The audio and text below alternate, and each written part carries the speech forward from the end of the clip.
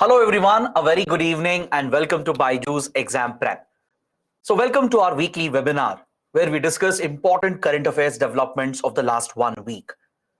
The objective of the session is to help you cover all the major developments of the last 1 week, and we'll mainly focus on some prelims related topics, and wherever necessary, we'll also analyze these developments so that it can be very helpful for your mains exam as well. Before we begin today's discussion, I would like to remind you that our prelims test series has started. I'm sure many of you are already aware about this. We have 36 practice tests lined up for your prelims.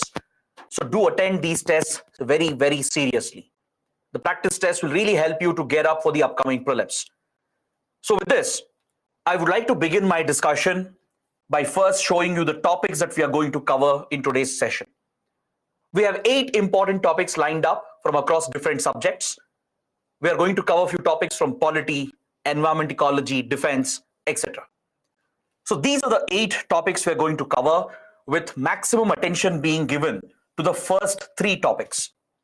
The first 3 topics involves not just important facts for your prelims, but it also requires a little bit of analysis, which can be helpful for your mains. The next 5, the 5 topics you see here from topic 4 to topic 8, these are very minor topics. So we are going to spend more time on the first 3 topics as they are very, very important for our exams.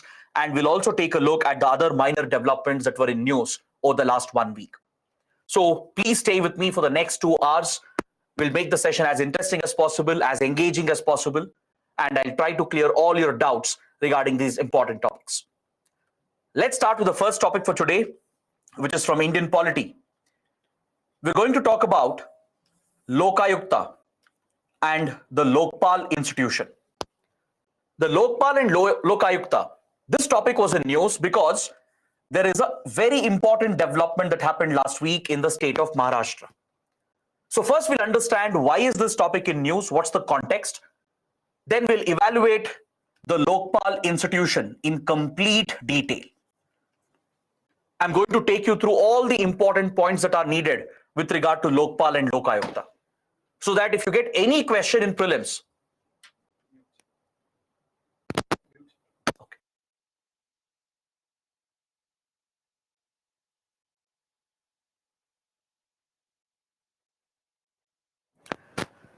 So sorry for the interruption. There has been a slight technical issue which I've been informed of. Apparently there is an audio issue which is going on. So just bear with us for a couple of minutes before we change the caller mic. Just give me a couple of minutes.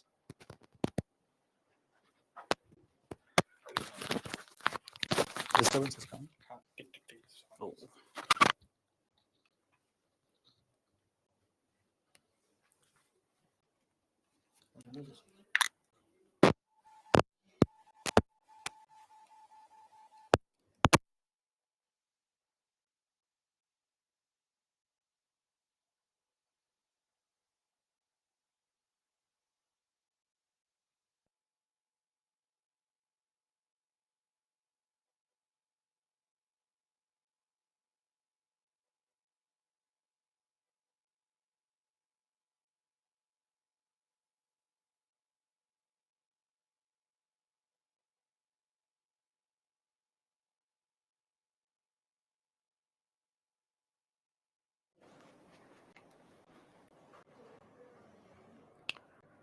So sorry for the interruption again.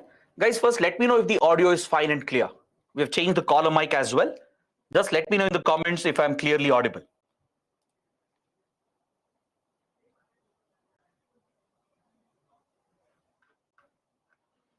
Great. Okay, coming back to our discussion. We were talking about Lokpal and Lokayukta. This topic was in news because last week the government of Maharashtra has announced that it is going to introduce a Lokayukta bill. It's going to establish the Lokayukta institution on the lines of the Lokpal, which has been set up at the national level by the central government. This was the important development that was in news. The Maharashtra state government has accepted the recommendations of the Anna Hazare committee, which had been set up to provide suggestions regarding the reform of Lokayukta in the state of Maharashtra. Based on the recommendations of the Anna Hazare Committee, the government has accepted all these recommendations and it has announced that it is going to table the Lokayukta bill in the upcoming winter session of the State Assembly. The important point is that Maharashtra already had its version of Lokayukta. It had a anti-corruption bureau. It had few measures in place to deal with government corruption. But now Maharashtra is looking to establish the Lokayukta institution, which will be modeled on the lines of the Lokpal that has been set up at the national level through the Lokpal Act. This is the important development. So here we have to examine what is the Lokpal, understand the history, the background. We have to talk about the institution of Lokpal itself. I'll help you understand the structure, the composition, the jurisdiction and powers of this institution. And then we'll talk about Lokayuktas at the state level and understand this topic from both prelims and mains point of view. The state government of Maharashtra has said that this measure is being taken to tackle corruption within the state government. Anna Hazare, the popular activist who was leading this committee, he has welcomed this development and he has expressed hope that this is going to tackle corruption in Maharashtra. However, I've taken a very interesting clip from Deccan Herald, which has a critical take on this development. The Deccan Herald shares a quote from Advaita philosophy over here, where in Advaita philosophy there is this analogy between a snake and a rope. It advises one not to be confused between a snake and a rope, even though they both look similar, and even though rope is a fact and snake is also a fact. This philosophy in Advaita points out that you should be able to distinguish between the snake and the rope. It essentially means that what appears to be a genuine, well-intentioned move might have a hidden agenda behind it. Or what you see, what appears, may not always be true. I'm pointing this out, which was brought out by Deccan Herald, because just because the state government is setting up a Lokayukta modeled on the lines of the Lokpal, and just because the government is saying that it is going to tackle corruption, doesn't mean governments will work on it seriously. Because in Indian politics, corruption has become ingrained. Efforts have been made to tackle corruption at the government level by establishing these institutions called Lokpal and Lokayukta.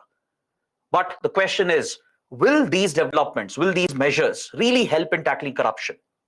Should we really believe the government, the politicians, that they're serious about reforming governance and eliminating corruption? That is the important question that needs to be raised. So before we come to the analysis part of this, first let's talk about Lokpal and Lokayukta. Let's understand all the important facts about these institutions, which is going to be very, very important for your prelims. The Lokpal, which has been set up at the national level, it is essentially an anti-corruption authority. It's also referred to as an ombudsman. Ombudsman is an institution at the national level which is given independent jurisdiction and responsibility primarily to deal with corruption and to ensure accountability and transparency in governance. This concept of ombudsman, it originates from Scandinavian countries such as Sweden. If you trace back the history of ombudsman-like institutions, it goes back to Sweden, where in 1700s, in the then Swedish kingdom, a constitutional ombudsman was established to check any malpractices within the kingdom. Then in 1809, Sweden established the ombudsman institution with constitutional backing to primarily tackle corruption within the state. This model was accepted around the world. Many other countries like Norway, then New Zealand, then even United Kingdom later, they've all adopted their own ombudsman-like institutions which have their own independent powers and jurisdiction. Such an ombudsman institution tries to tackle corruption within the government, tries to keep a check on any malpractices, and it tries to ensure good governance, essentially. So this model of ombudsman was discussed in India as well, right from India's independence. From 1950s, 1960s itself, there was talk in India as well of setting up such an institution to tackle corruption at the highest levels of the government. In fact, in 1960s, the then law minister, Ashok Kumar Sen, He was the first to suggest a constitutional ombudsman, where an institution would be set up within the constitution with constitutional status to tackle corruption and ensure that malpractices are tackled within the government. But this proposal was never backed by the various governments and political parties. But the debate for having an ombudsman in India or an anti-corruption authority in India had started already by 1960s. Then later, a few years later, Dr. L.M. Singhvi, he would be the first person to coin the term Lokpal and Lokayukta, which would be the Indian version of these ombudsman institutions. Lokpal would be an anti-corruption authority at the national level, and Lokayukta would be a similar anti-corruption authority at the state level. So from 1960s till early 2000, there has been a lot of debate in India to tackle corruption by establishing these institutions. But governments would never back the establishment of an independent, powerful Lokpal, because in India, politics and corruption had become intertwined. In fact, various committees, including the First Administrative Reforms Commission, the Second Administrative Reforms Commission, and various other committees, they would all suggest the establishment of a Lokpal and a Lokayukta. But governments wouldn't act on it seriously because no government or no political party was serious about tackling corruption. But this is where you have to remember a very important point. India is a signatory to the UN Convention on Corruption. There is a UN Convention against corruption, and India is a party to it. India is a signatory to it. So India has an obligation here under international law to bring out national legislations and to set up national level institutions to tackle corruption effectively. So this was one obligation which was there on India, and by 2010-2011, corruption had reached very high levels within the government, especially at the center, and this triggered a wave of protests by the civil society led by Anna Hazare. Back in 2011, the Jan Lokpal movement was started by social activist Anna Hazare with the support of many other social activists and civil society groups. The Jan Lokpal movement put tremendous pressure on the central government to introduce the Lokpal institution, to bring out a new law so that a Lokpal and Lokayukta could be created at the national and state levels to tackle corruption within the government. But by this time, a few state governments had set up their own anti-corruption bureaus. Some states had already set up their own version of Lokayuktas, but there was no uniformity in them. There was no clear jurisdiction or powers that were defined for these state level institutions. India did enact the Prevention of Corruption Act, which was in line with our UN obligation. We did bring out the Prevention of Corruption Act, but we didn't have an institution, an independent institution to enforce the law. So finally, after the Jan Lokpal movement, the government of India was pressurized by the civil society, which led to the introduction of the Lokpal and Lokayukta Act that was finally enacted in 2013.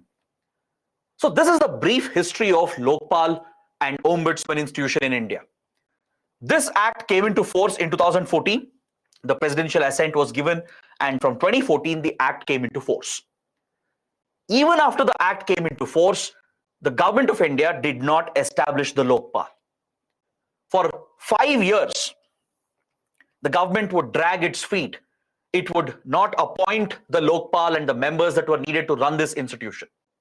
The government would cite various reasons. The government said that the selection committee, which was supposed to choose the Lokpal and the members, did not have one of the key members in the committee, which was the leader of the opposition. The leader of the opposition post was vacant from 2014 onwards, since no party fit the definition of holding the position of leader of opposition. The government said, since there is no leader of opposition in the parliament, in the Lok Sabha, there is a member, a key member missing in the selection committee, and hence the government said it is not appointing the Lokpal and the members. So this reason was cited by the government and it kept delaying the appointment until 2019. Then the Supreme Court had to intervene. The Supreme Court intervened in a case and pointed out that even if a member of the selection committee is missing, the government can still go ahead and appoint the chairperson of the Lokpal and the members of the Lokpal. So this clarity that was given by the Supreme Court finally pushed the government of India, the Modi government, to appoint India's first Lokpal in the year 2019. The first Lokpal of India was retired Justice Pinaki Chandra Ghosh. Please remember this, it's a very important fact. Retired Judge Pinaki Chandra Ghosh was appointed as India's first Lokpal, the chairperson of the Lokpal committee, and the required members were also appointed as recommended by the selection committee. Is that clear? So since then, India has a Lokpal in place, and few states which are without a Lokayukta are trying to set up new institutions. States which already had the Lokayukta institution are trying to reform them, trying to bring it in line with the Lokpal Act, Lokpal Lokayukta Act of 2013. So currently, Pradeep Kumar Mohanty has been appointed as the acting chairperson of Lokpal. Is that clear? Earlier this year, just a few months back, the government of India appointed Pradeep Kumar Mohanty, who was one of the members of Lokpal. He has been appointed as the acting chairperson. So we don't have a permanent Lokpal right now. There is no permanent chairperson as of now, but there is an acting chairperson who is assisted by the other members of Lokpal. So this is the brief history of Lokpal that I wanted to provide to you, so that you will be in a solid position to answer any mains question or even prelims question based on this. Now, for the next 10 minutes, let's understand the structure of Lokpal. Let's understand the composition. Let's understand how the chairperson and the members are chosen and appointed. What is their term? What's the jurisdiction of this institution? What powers does it have? And how are states trying to replicate this institution at the state level? This is something you need to understand. The first point you have to note down is that Lokpal is a statutory body. It has been established through a law. It has not been given constitutional status. It's not part of the Indian Constitution. Kindly remember this. It's not a constitutional body like the Election Commission. It is a statutory body established through this law passed in 2013. It was established through the Lokpal and Lokayukta Act. This body, this independent autonomous institution, is headed by a chairperson, and it consists of a maximum of 8 members. Out of these 8 members, at least half of them, at least 4 of them should be judicial members. They should have a judicial background. It means they should be former judges of the Supreme Court or High Court. The rest can be non-judicial members. So this is the composition of Lokpal that you have to remember for your prelims. There is a chairperson along with maximum of 8 members, and half of them, at least half of them, have to be judicial members. Now let me explain how the chairperson is selected, and let's also discuss how the members are chosen. This is also very, very important for your prelims. The chairperson has to be a former Chief Justice of India, a retired Chief Justice of India, or a former judge of the Supreme Court. Or the chairperson can also be an eminent person, any eminent personality outside of the government, outside of the judiciary. Any eminent person with 25 years of experience in specialized areas like public policy, law and management, anti-corruption. So those eminent individuals who have a great track record, who are of impeccable integrity, those who have established their name as an honest individual, such an eminent person can also be chosen to be appointed as the chairperson of Lokpal. Kindly remember this. The chairperson either has to be the former Chief Justice of India or a former judge of the Supreme Court, or can be an eminent person with impeccable integrity and 25 years of experience in certain fields. The chairperson is appointed by the President of India. President is the appointing authority. But of course, this is not a discretionary authority. The President will simply follow the aid and advice of the Council of Ministers. Is that clear? The president is bound by the aid and advice of Council of Ministers, and in this regard, when it comes to appointing the Lokpal, the president is bound by the suggestion provided by the selection committee. There is a selection committee which has been set up through this act, and this selection committee will recommend the name of the chairperson of the Lokpal and the members of Lokpal. The names which are recommended by the selection committee, it is forwarded to the president by the cabinet, and the president is bound to appoint those individuals. So it becomes important for you to understand who are part of this selection committee. This selection committee is headed by the Prime Minister. The PM himself is the chairperson of the selection committee. The Speaker of the Lok Sabha, Leader of Opposition in the Lok Sabha, Chief Justice of India or a judge nominated on his or her behalf, and one eminent jurist. These are the 5 members of the selection committee. Is that clear?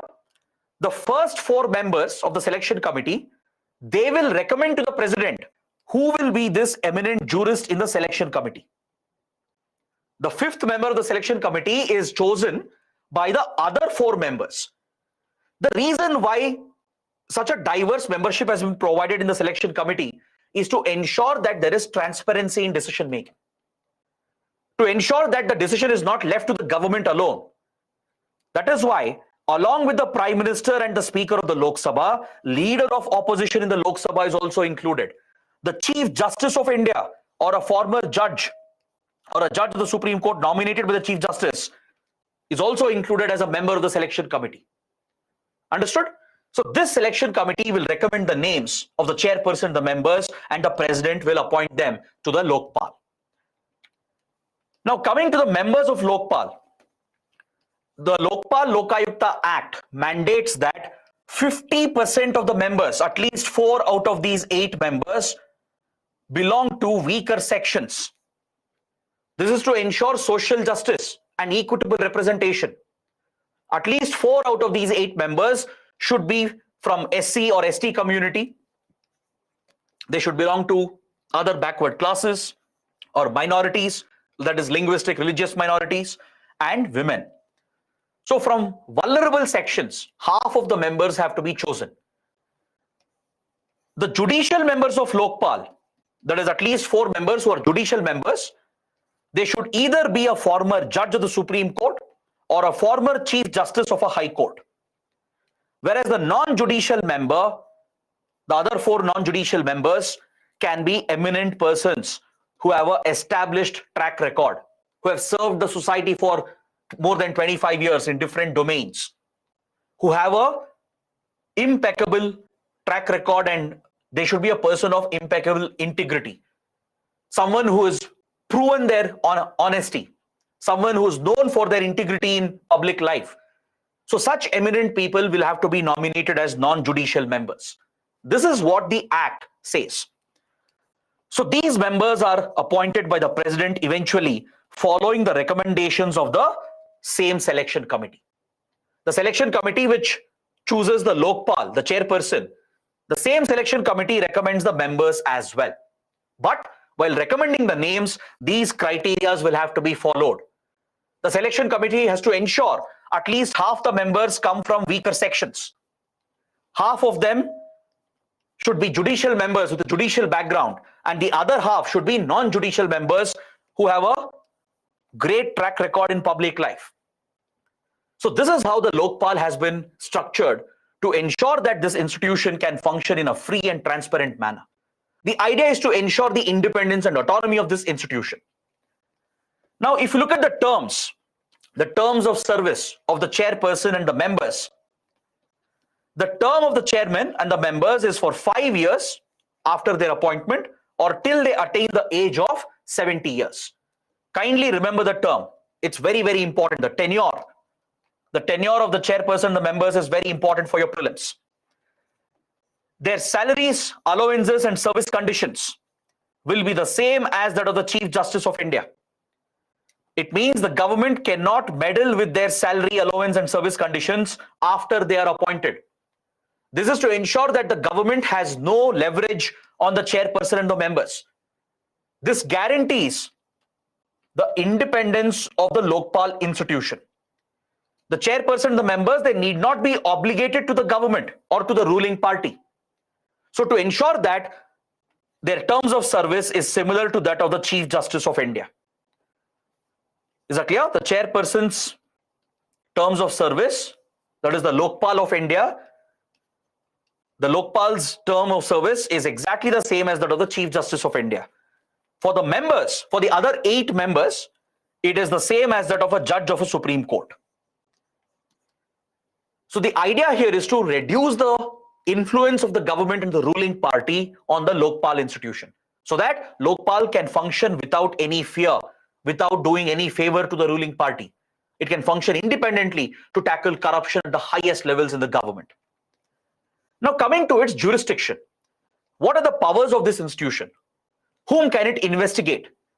Which post or which institution, which organization can it target? The Lokpal has been given a very wide jurisdiction. Its jurisdiction includes the Prime Minister himself. The Prime Minister also can be investigated by the Lokpal. All the ministers, the entire cabinet and the Council of Ministers fall under the jurisdiction of Lokpal. The MPs who are elected, the members of parliament, and all government officials, Group A, B, C, D officials of the central government, all your IAS, IFS, IPS officers, the Group B, C, and D officers as well, all the central government officers, basically the entire bureaucracy of the center, the central bureaucracy has been covered by Lokpal. So it can look into any complaints of corruption within any government institution. It can carry out independent investigation as well. But when it comes to allegations against the PM, there are certain areas which are excluded. In certain critical areas, such as India's foreign relations, India's security, public order, atomic energy and space, in these specific sectors, if there are allegations of corruption against the PM, that cannot be investigated by the Lokpal.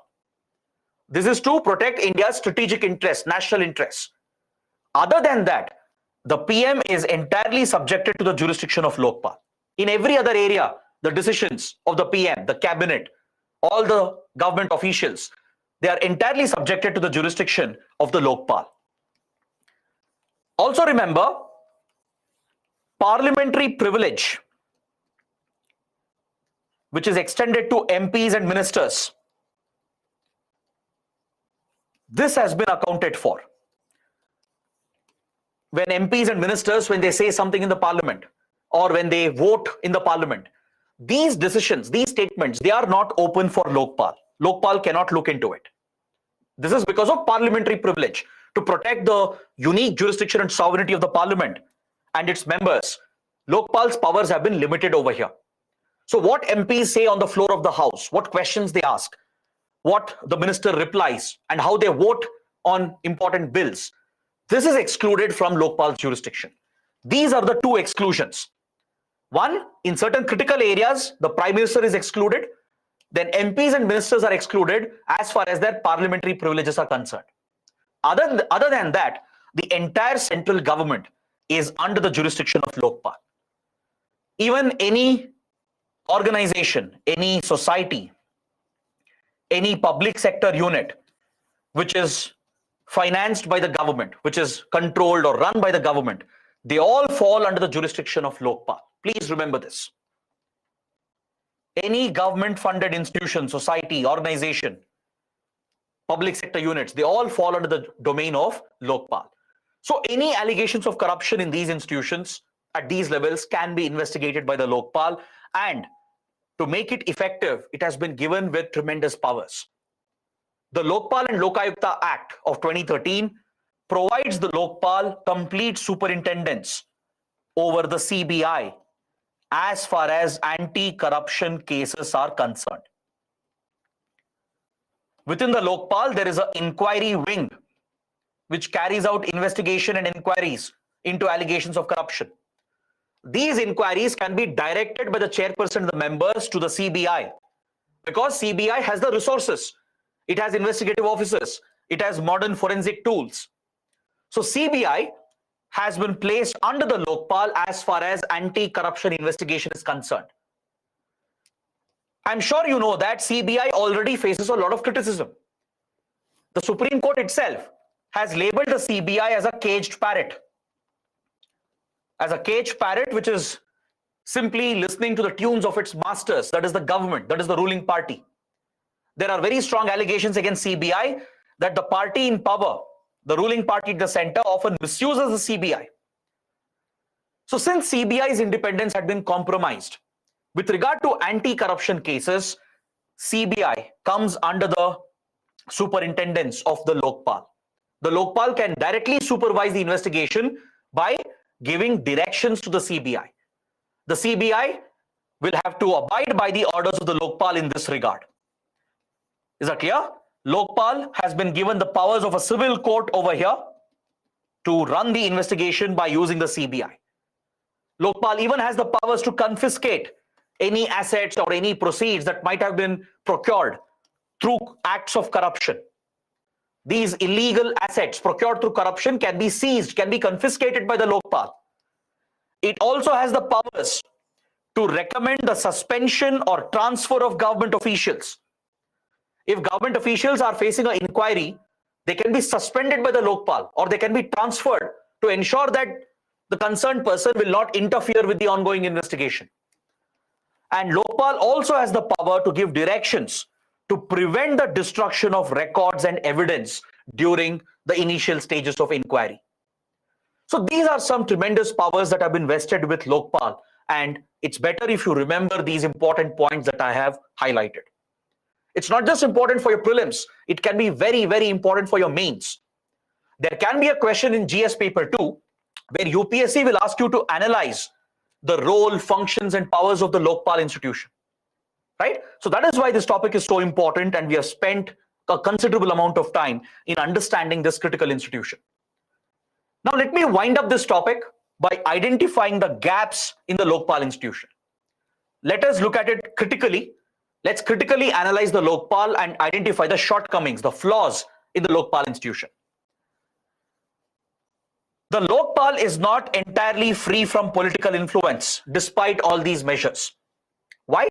Because at the end of the day, the selection committee involves very powerful politicians, right? The Prime Minister is a politician at the end of the day. The Speaker of the Lok Sabha, he comes from the ruling party. Even though the Lok Sabha Speaker is expected to be politically neutral, chances are very high that the Speaker can be biased towards the ruling party. And the leader of the opposition comes from the opposition party. So selection committee is dominated by politicians. There are 3 politicians within the selection committee. So you can't really say that Lokpal is entirely free from political influence. Next, the Lokpal Lokayukta Act does not provide complete protection and immunity to the whistleblowers. Whistleblowers are those within the government who will blow the lid on corruption. Maybe a government official who's looking at acts of corruption would like to come out and report this corruption to the authorities, to the Lokpal. These are whistleblowers who blow the whistle on these acts of corruption. But the act does not provide complete immunity to them, and hence whistleblowers might be scared. They may not be willing to report acts of corruption they might be witnessing, because there is no complete immunity granted to them, and Lokpal cannot protect the whistleblowers entirely. So higher officials, the government, the ruling party might target the whistleblowers and ensure that no one will come out and report any act of corruption. This is another major flaw in the act. Next, the judiciary has been excluded. The Supreme Court has been excluded from its purview. If you look at other ombudsman institutions in other countries, national level ombudsman like Lokpal, it will have jurisdiction not just over the government and elected representatives, it will also have jurisdiction over the judiciary as well. But this is not the case in India. The Supreme Court, the judiciary is entirely excluded. Next, the last point, there is no constitutional backing. Lokpal is not a constitutional authority, which means the law can be amended whenever wanted by the government and by the politicians. They can simply amend the Lokpal Act, change it the way they want, and compromise the independence and autonomy of this institution. If constitutional status was given, then it might be more difficult to carry out such amendments and changes. Now, if you look at Election Commission, right? Election Commission is considered to be more powerful, more independent because of its constitutional status. Yes, Election Commission also has its problems. We are going to discuss that topic as well. But still, constitutional status helps these institutions to function more independently. So Lokpal does not have the constitutional status. It is only a statutory body. At the state level, similar institutions known as Lokayuktas are supposed to be created. In fact, before this law was brought out in 2013, before the Lokpal Lokayukta Act, some states had already established the Lokayukta. This is under the jurisdiction of the states. At the state level, to tackle corruption within the state government, few states like Karnataka and few others, they had set up their own Lokayuktas. Some states had set up anti-corruption bureau like Maharashtra. These were state-led efforts even before 2013. But after this law was brought out, now there is a national framework through the Lokpal, and states are expected to come out with similar institutions and create Lokayuktas in their respective states. But the problem here is that this has been left entirely to the discretion of the state governments, because this is the state jurisdiction. So many states are not interested in creating this institution. Especially at the state level, corruption is more rampant. Ground level, grassroots corruption is more rampant. Many states, more than 10 states, around 10 to 12 states in India, they haven't set up Lokpal or Lokayukta or anti-corruption bureau at all. In the other states where it is functioning, it is not up to mark. It is not in line with the Lokpal. It is not in line with the changes that were brought out in 2013. Is that clear? Many states are still without a Lokayukta. Now, this is where I would like to give you an exercise. Take this as an assignment. Identify the states which do not have a Lokayukta at all. There are more than 10 states, 10 to 12 states that do not have a Lokayukta. Please identify which are these states. Take it as a homework, take it as an assignment. So it's in this context that the development in Maharashtra becomes important. Maharashtra has announced that it is going to bring a bill and set up a Lokayukta similar to the Lokpal at the national level. For this purpose, it had set up a committee under the chairmanship of Anna Hazare, and the committee report has been submitted to the government and all the recommendations have been accepted.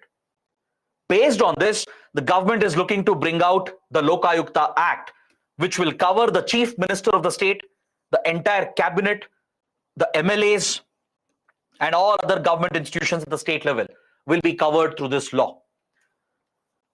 Maharashtra has also stated that Lokayukta will be a retired Chief Justice of the High Court or a former Supreme Court judge. And the Lokayukta will have 5 members, including few judicial members. So on the face of it, it appears that Maharashtra might be following the Lokpal model. Lokayukta of Maharashtra, once it is set up, once the act is passed, Maharashtra might get a strong and independent Lokayukta. It will be quite similar to the structure and composition of the Lokpal. But the real question is, can these institutions be really effective? Can they really tackle corruption? Because they are not entirely free from political influence. That's why I showed you that clip from Deccan Herald, where Deccan Herald has taken a critical view just as a counter argument, and it has brought out this philosophy from Advaita, and it has made this comparison between a snake and a rope. Politicians are like that. Politicians, irrespective of the political party they belong to, right? They have an inherent motive not to tackle corruption. Because in India, politics has been heavily criminalized and corruption has become an integral part of Indian politics. So political parties might say something else. They might say we will bring a new law, we'll set up Lokayukta, we'll tackle corruption. But the question is, will they really do it? Do they really have the political will to tackle corruption? So that's why this comparison has been done by Deccan Herald between a snake and a rope. Snake is a fact, rope is a fact, but can you really distinguish between a snake and a rope? Right? A snake can be very dangerous, whereas rope is not. So similarly, the question is, can the Lokayukta be really effective? Because our experience has shown that political parties in India, be it at the state level or national level, they are not really serious about tackling corruption. Even after setting up these institutions, they find various gaps, they find loopholes in the system through which corruption perpetuates. The central government took 5 years to set up the Lokpal. Even after establishing Lokpal, Lokpal is still not very effective. The same could happen at the state level or even worse. So that is why this topic is so important for Indian polity. All the facts I have discussed, I know there are a lot of facts I have covered, that's why I have spent more time here. All these facts are very important for your prelims and mains, right? So now I would like to give you a practice question. Please read the question carefully. I'll start the poll as well. Which of the following statements are correct? Lokpal is a constitutional body. Lokayuktas in states are appointed by the Lokpal. Lokpal's jurisdiction is limited to central government. Which of these statements are correct? Let me launch a poll so that you can try and answer this question. Okay, the poll is live. Now see if you can try and answer this question. You have 5 seconds left to give the answer. Let's see how many of them get it right. Very good. Majority of them have given the right answer. Option D is the correct answer. 3 only. First statement is incorrect. I told you Lokpal is a statutory body. It's not a constitutional body. Second statement is also wrong. Lokayuktas are not appointed by Lokpal. Lokayuktas will be appointed by the governor at the state level. Because states have jurisdiction, right? Lokpal has no jurisdiction here. The third statement, however, is absolutely correct. Lokpal's jurisdiction is limited to the central government. This is absolutely correct. I told you that Lokpal can investigate any corruption cases within the central bureaucracy, be it the prime minister, be it the cabinet ministers, or be it any government institution or even government officials of the center, right? So third statement is correct. Option D is your right answer. Now let's move to the second topic. The second topic is from environment and ecology. We're going to take a look at a very important development that happened last week. Okay, but before that, let's see if you have any questions and doubts on the Lokpal. I'll try to answer all your questions and then we'll move ahead with the second topic.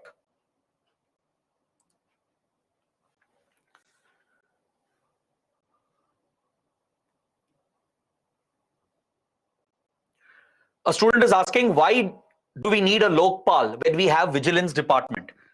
See, the vigilance department at the state level and Central Vigilance Commission at the national level, they have very limited powers.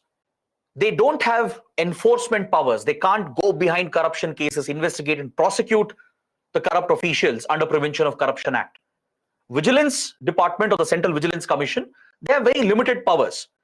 They have few limited powers when senior officials are appointed to senior positions, right? They give recommendations or they can take limited action against certain officials, but they can't take it up as a thorough investigation case and take it up as a criminal act of corruption. So you need an institution like Lokpal, and that is why Lokpal also works closely with the CVC, with the Central Vigilance Commission, right? The Vigilance Commission can help the Lokpal. Lokpal has those enforcement powers, the true authority to tackle corruption.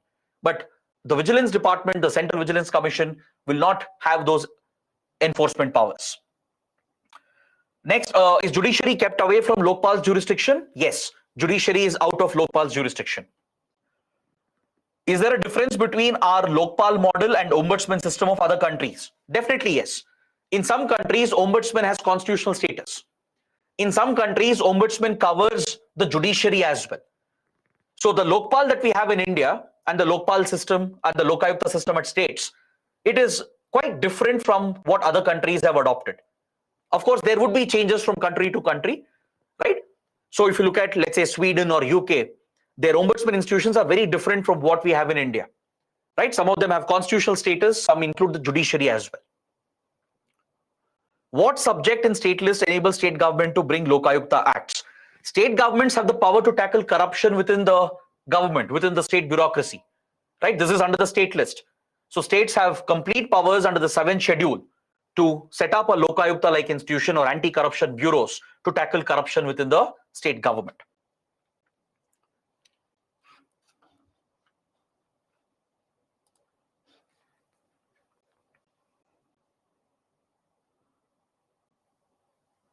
Harish is asking what should be done to make these institutions stronger. There are few reforms. One, constitutional status can be provided. Next, the government should ensure, the selection committee should ensure that appointments are done on time. There should be no vacancies, no delays in appointments. Then the Lokpal should ensure that CBI cooperates with it. The government also has a role here. The CBI should be made more independent so that it can thoroughly investigate these cases, right? The judiciary can be brought in under the jurisdiction of Lokpal. So these are some suggestions you can provide to make these institutions stronger.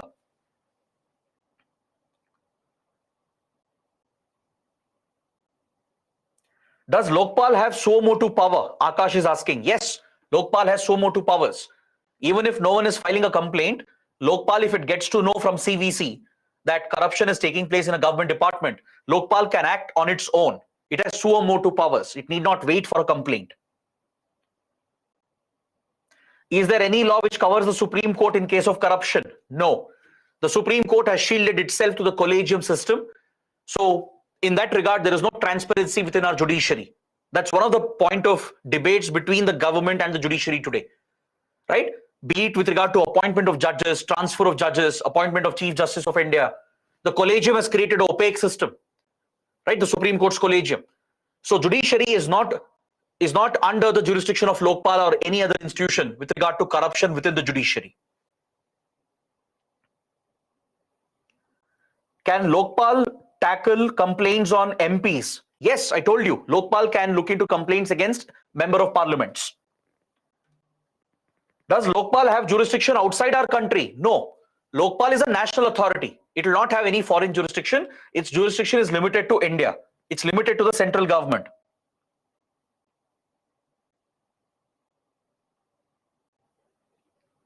Okay. So these are some questions that were related to Lokpal. Now let's quickly move on to the next topic from environment and ecology. Last week, there was a very, very big development. The Kunming-Montreal Agreement was adopted by the 15th Conference of Parties to the Convention on Biological Diversity. Some of you might have read about this, you would have heard about this. It's a very big development and hence very, very relevant for your prelims and mains. The development is that during last week's Montreal Conference, which was held in Canada, it was COP15, the 15th Conference of Parties to the UN Convention on Biological Diversity. So this convention took place from 5th to 17th December in Canada. At the end of it, a crucial agreement was adopted. It's called the Kunming-Montreal Agreement, or it's also known as the Global Biodiversity Framework. Is that clear? It's called the UN Global Biodiversity Framework, or informally also referred to as Kunming-Montreal Agreement. This agreement, it pushes the countries to take urgent measures, immediate action to protect the world's biodiversity. Now, what do you mean by biodiversity? Biodiversity is nothing but, it is that space, that part of the earth where you find all the life forms and all the habitats. Essentially, the entire planet constitutes the world's biodiversity. All the ecosystems, the habitats that we have, the terrestrial ecosystems, the marine ecosystems, right? The wetlands, the coral reefs, all these ecosystems, the habitats you can think of, they're all part of the world's biodiversity. And the life forms they contain within themselves. The animals, birds, the marine organisms, the plants, essentially all the flora and fauna. Together, collectively, they constitute the biodiversity of the world. So both living and non-living things are part of it, right? Towards the living side, all the flora and fauna, they constitute our biodiversity. On the non-living side, the habitats, the ecosystems, they're also part of the world's biodiversity. So protecting the world's biodiversity and restoring it is the prime objective of the Convention on Biological Diversity. To achieve this, a clear-cut target and framework has been identified and adopted by the members who took part in this conference. More than 190 countries have accepted the Global Biodiversity Framework, including India. Now, that is why this topic is so important, because it is parallel to the Climate Change Convention that takes place every year. You guys would have heard about Paris Agreement, right? The Paris Agreement to the Climate Change Convention. It's looking to tackle emissions, tackle climate change. Parallelly, we have the Convention on Biological Diversity, which has brought out the Global Biodiversity Framework.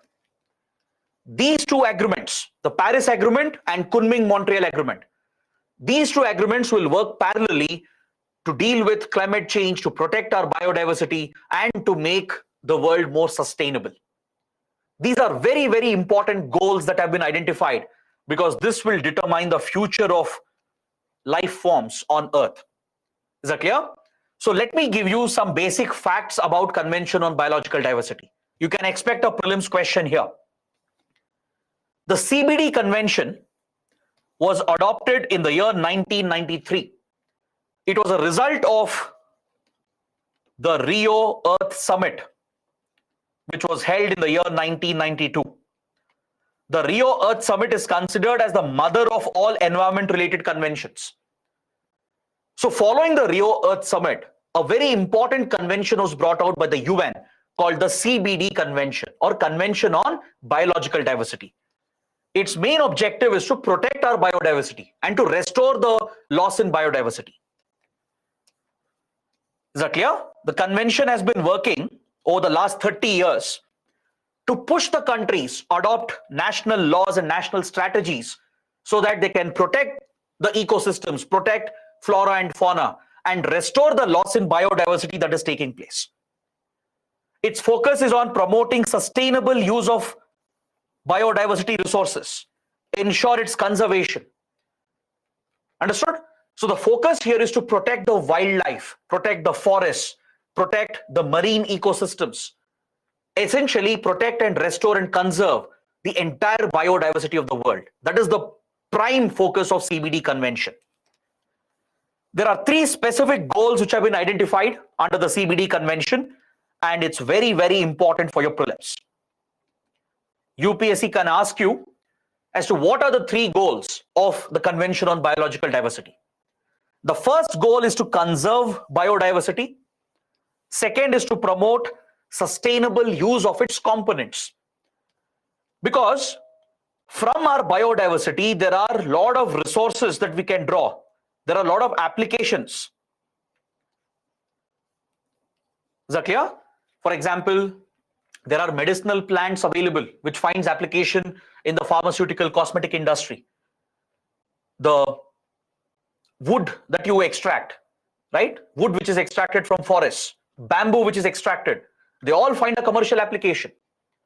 Fishing, for example, limited hunting of certain species, cultivation of certain species, they all have a cultural, economic, and social significance.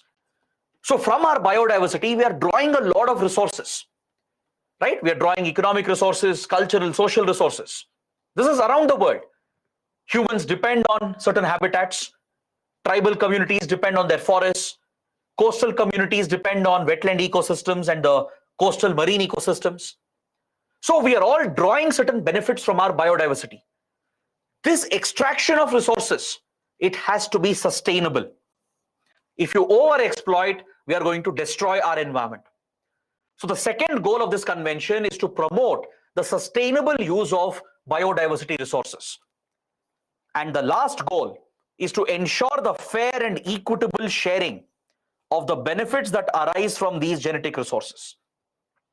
Ensure that the benefits arising out of this exploitation is equitably distributed. Now let me give you an example. For some of you, it might be complicated. The third goal might appear to be a little complicated. Now let's say there is a pharmaceutical company in the United Kingdom. This large company it is procuring medicinal plants from, let's say, Tamil Nadu to produce a certain drug. It is sourcing medicinal plants from Tamil Nadu, which is found only in Tamil Nadu. Now, this company which holds a patent on the drug makes a lot of money, right? But the CBD convention states that any such benefits arising out of biodiversity resources should be distributed, should be equitably distributed. It means it's not just this British company which should make profits, but this profit should be distributed to the farmers in Tamil Nadu who are cultivating this medicinal plant. That is the idea. It's just a hypothetical example I'm giving you. The idea is to ensure that there is fair and equitable distribution of the benefits arising out of our biodiversity resources.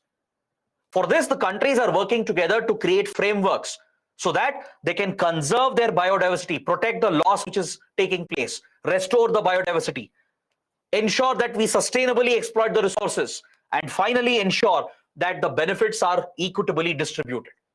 These are the goals of the CBD Convention. To achieve these goals, two protocols have already been adopted. That is the Cartagena Protocol of 2003, Nagoya Protocol of 2014. These are the two protocols which were already a part of the CBD Convention.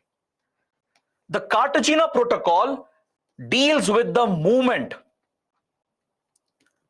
of living modified organisms which are genetically modified. Their movement, that is their transportation, their handling, their usage, it has to be done in a safe manner. Because if genetically modified organisms, if they leak into the environment, right, it could result in an environmental disaster. It could lead to the spread of new diseases.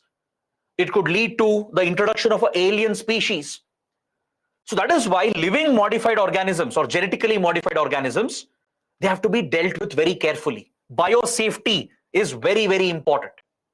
What if a genetically engineered virus leaks and results in a pandemic?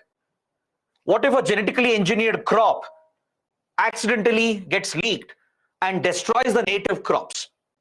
So to prevent that from happening, to protect our biodiversity from genetic engineering, this protocol was adopted, the Cartagena Protocol on Biosafety.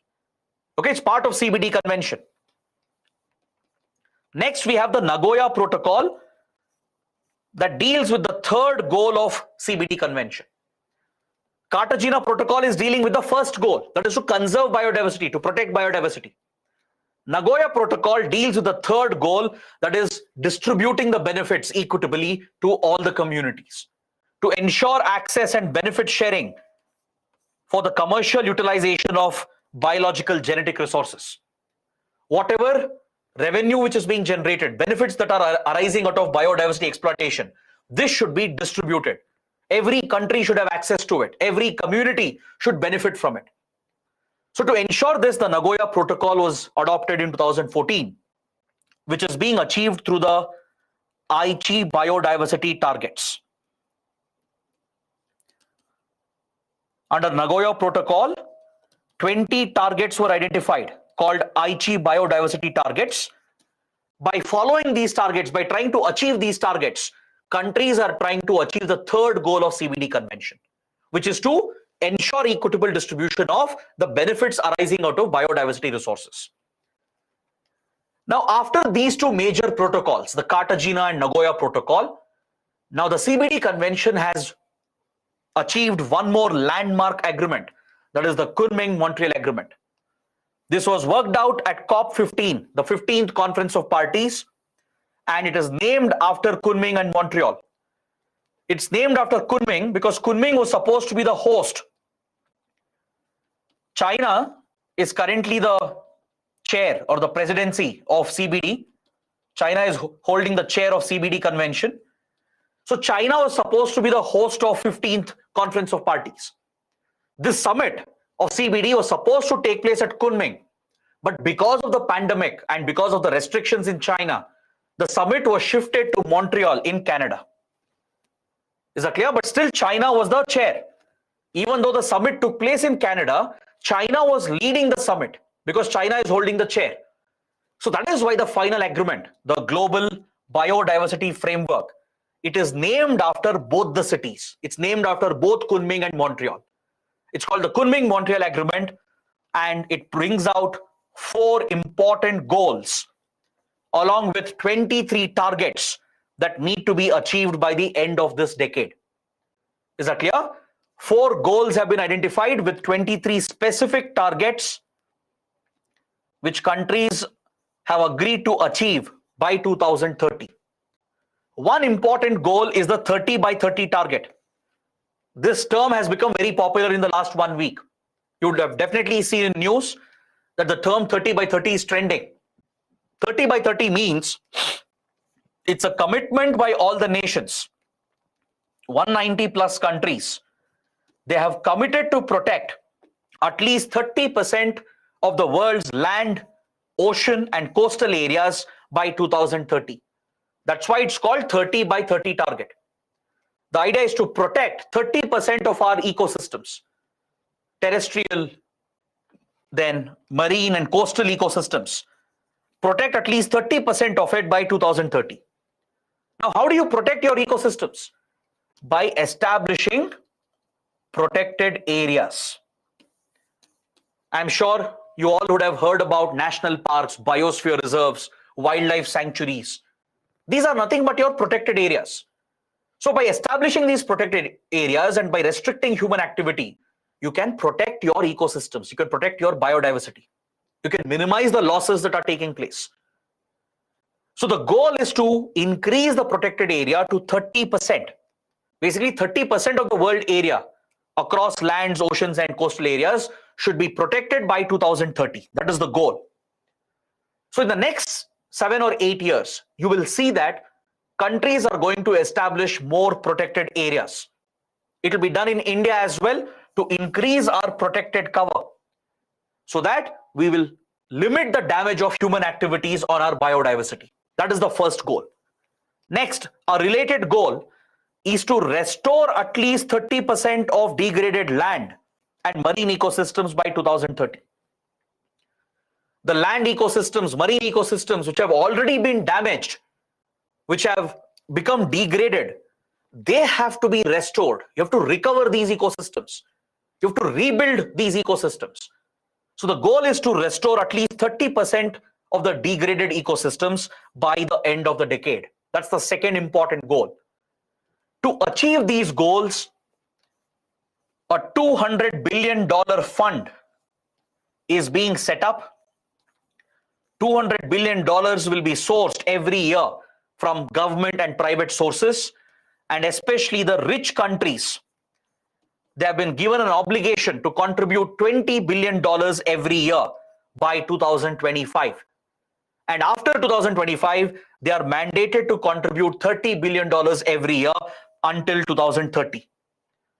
So rich countries are being placed under greater obligation because they are mainly responsible for destruction of biodiversity. Just like the rich countries are responsible for carbon emissions, just like they're expected to pay for historical emissions under the Climate Change Convention. Similarly, in biodiversity conservation as well, the wealthier countries are expected to contribute towards the conservation efforts. These funds will be used to fund the poor countries, the small island states. So these countries which are at the bottom section, the poor, vulnerable countries, the small countries, the poor nations, they will be supported with this fund so that they can protect and conserve their biodiversity resources. So establishment of this fund is a very, very big development. India actively supported this initiative of setting up such a fund where rich countries will contribute more. Next, under this agreement, harmful subsidies have been identified. See, governments around the world, they provide a lot of subsidies. They provide subsidies to agriculture, they provide subsidies to industries, right? There are fuel subsidies, fertilizer subsidies, etc. Many of these subsidies can be harmful to the environment. Now imagine if petrol and diesel are subsidized by the government.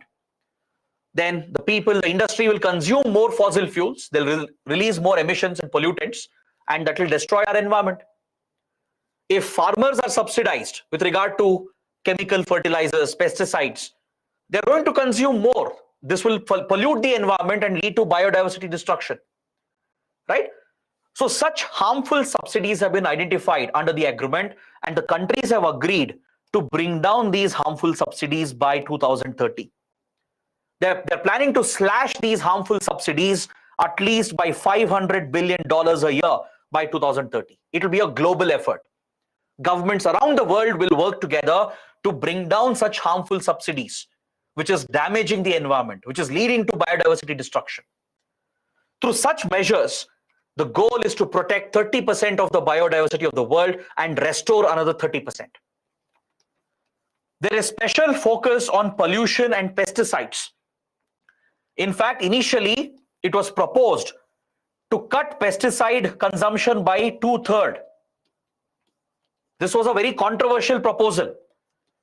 Few countries were proposing that we should reduce our pesticide consumption by 60%, more than 60%. But many countries, developing countries, did not agree to it. Why? Because if you drastically cut pesticide consumption, it will affect your agriculture. Your agricultural productivity might go down. It could affect food security.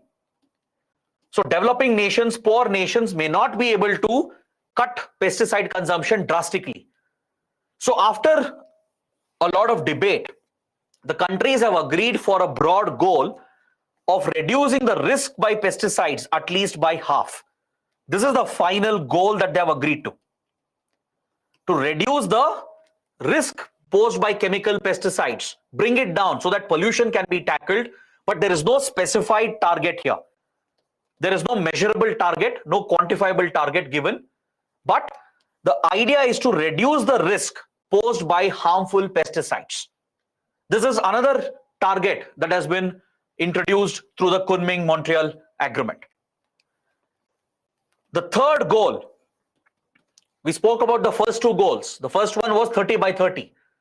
That is to protect 30% of biodiversity. Second goal was to restore 30% biodiversity. Now we'll look at the third goal. The third goal is to ensure that ecosystems are maintained, enhanced, and substantially the natural ecosystem should be increased by 2050. It's a very broad goal.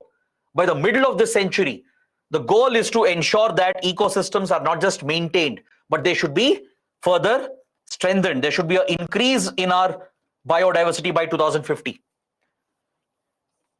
The focus here, the fourth goal here, is to reduce the extinction rate of species. This is the fourth goal. Studies have shown that extinction of species has exponentially increased in the last few decades compared to a few centuries back. Hundreds and hundreds of species are being driven towards extinction because of human activities, because of industrial activities. So the fourth goal here is to reduce the rate, decrease the rate of extinction by at least 10 times. Because according to studies, 1 million species are facing the risk of extinction in the next few decades. If you don't act, if governments don't take action here, around 1 million species might be driven towards extinction. To prevent this from happening, the goal is to reduce the rate of extinction by suitable measures.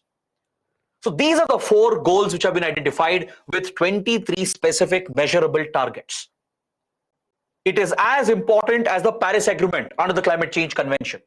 That is why the Kunming-Montreal Agreement or the UN Global Biodiversity Framework, it's a very, very important topic for our UPSC exams. Is that clear? Now take a look at this practice question. Which of the following was adopted by the Rio Earth Summit of 1992? I launch a poll, try to answer this question.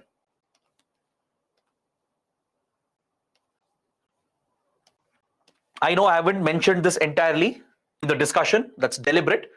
I just want to test you if you know about the Rio Earth Summit. You have 10 seconds left. Please read the question carefully. Which of the following conventions were an outcome of Rio Earth Summit? 56% have said it's option D, all the above. Very good. That's the right answer. The Climate Change Convention was brought out of the Rio Earth Summit. The CBD Convention, I already mentioned that it was an outcome of the Rio Earth Summit. Even the Convention to Combat Desertification was an outcome of Rio Earth Summit. That is why Rio Earth Summit is considered as the mother of all environment-related conventions. It gave birth to three important conventions that are listed over here: the Climate Change Convention, the Biodiversity Convention, and the Convention to Combat Desertification. These three were an outcome of Rio Earth Summit. All the above is the right answer. Okay, let's see if there are any doubts on this topic before I take up the next one.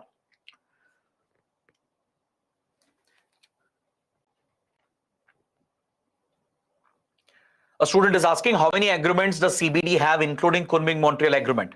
It has a total of 3 agreements. One is Cartagena Protocol, Nagoya Protocol, and the Kunming-Montreal Agreement. Next, what if 30% target cannot be met by 2030? See, there are no penalties over here. But of course, every country is expected to act seriously and responsibly. Every country is expected to, ensure that accountability on their own. It's a voluntary commitment that countries are making. It's not that countries will be penalized and punished if they don't meet the target. But responsible countries will genuinely try to achieve the target, because the consequences can be disastrous if you don't, right? So there is a monitoring mechanism, there is a review, monitoring and verifying mechanism, but there are no punishments as such. It's a collective effort. It's a global collective effort so that every country contributes towards achieving these targets. How the Nagoya Protocol can be materialized? Won't it be complicated to do so? Yes, Nagoya Protocol, achieving the goals of Nagoya Protocol is very complicated. That is why the Aichi biodiversity targets were brought out. 20 targets were listed under Nagoya Protocol called the Aichi biodiversity targets. These targets, if implemented, will help in achieving the third goal of the Biodiversity Convention. That was the idea behind it. Many countries, they have tried their best in the last 10 years especially. They have implemented some of the Aichi biodiversity targets. But yes, it is complicated to ensure equitable distribution of the benefits arising out of biodiversity resources.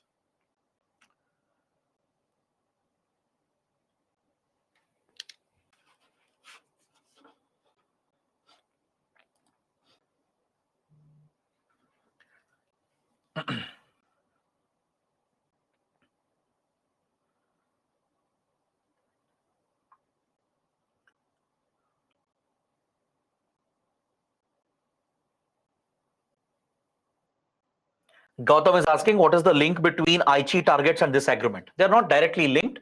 Aichi targets are for Nagoya Protocol to ensure equitable distribution of resources.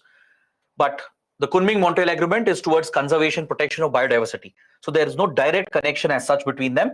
The only link is that they are all part of the Convention on Biological Diversity. Sharath is asking, where is the headquarters of CBD? It's in Montreal.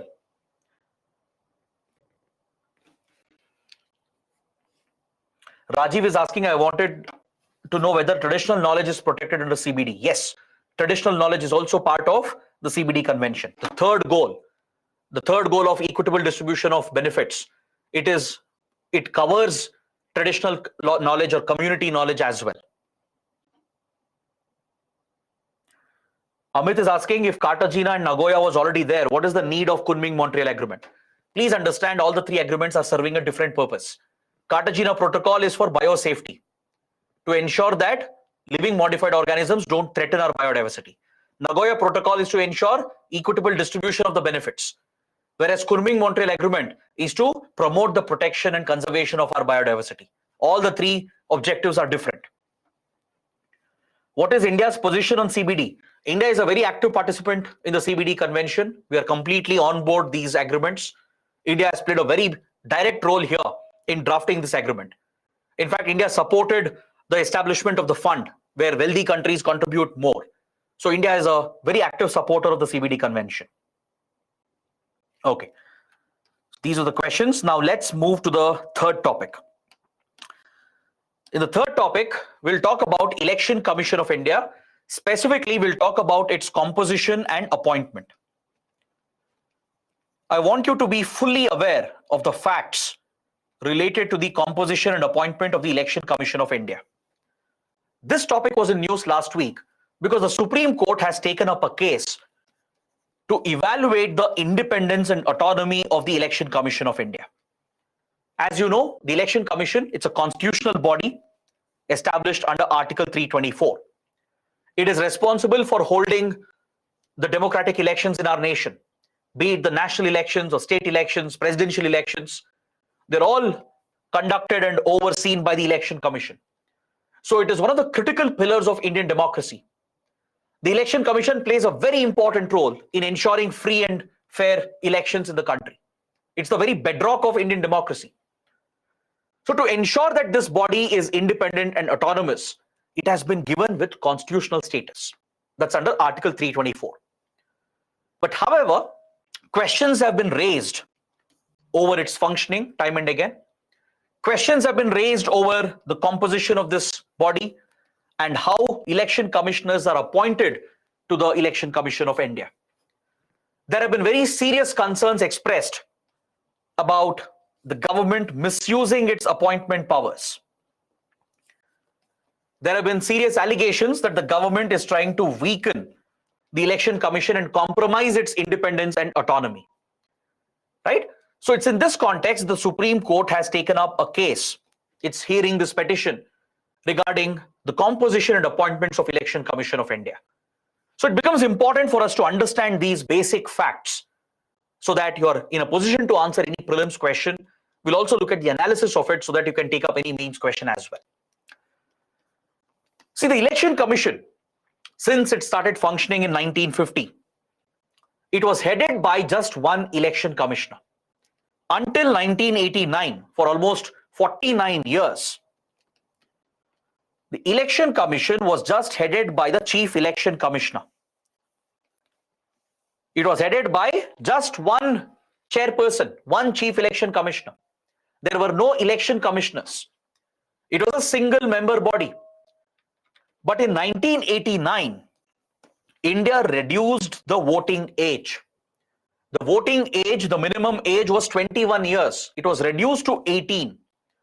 So as a result, millions of new voters were added. Millions of new voters were enlisted. So the task of Election Commission increased overnight. Its functions increased, the burden on the Election Commissioner increased. So to deal with the increased burden, the President provided for 2 more election commissioners in the year 1989. Is that clear?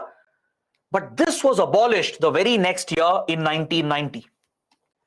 In 1990, the 2 election commissioners were revoked and Election Commission again became a single member body headed by the Chief Election Commissioner. It went back to the previous format, the previous composition, where the body was headed just by one Chief Election Commissioner. The 2 election commissioners who had been appointed in 1989 to assist the Chief Election Commissioner, they were removed by the President. But later in 1993, as the Indian democracy became more vibrant, as the task of the Election Commission kept on increasing, finally the President again appointed 2 more election commissioners, thus making it a 3-member body. Since then, since 93 till date, it has remained a 3-member body. That is one reason why the topic is important, because 2023 will mark the 30th anniversary of the change in composition of Election Commission. So UPSC might ask a prelims question here. Is that clear? So please understand that from 1950 to 1949, it was a single member body headed by Chief Election Commissioner. In 1989, 2 election commissioners were added and it became a 3-member body headed by the Chief Election Commissioner. 1993, the 2 election commissioners were removed and it became a single member body again, chaired by the Chief Election Commissioner. Right? Sorry, this was in 1990. The removal was in 1990. Please make a correction there. The 2 election commissioners who had been appointed, they were removed in 1990. The very next year they were removed. In 1990, the 2 election commissioners were removed. Then finally, in 1993, 2 election commissioners were appointed again to make it a 3-member body which is headed by the Chief Election Commissioner. So this is the structure and composition of your Election Commission of India. Is that clear?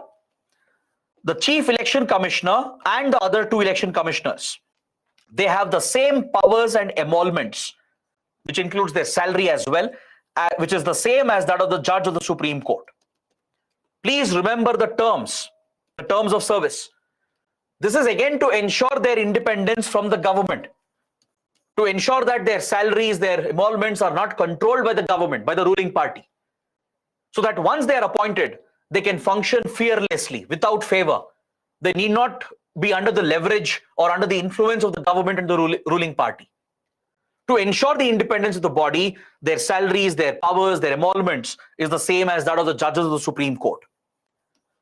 If there is a difference of opinion between the three commissioners, then they take a call, they take a final decision through a majority vote. Is that clear?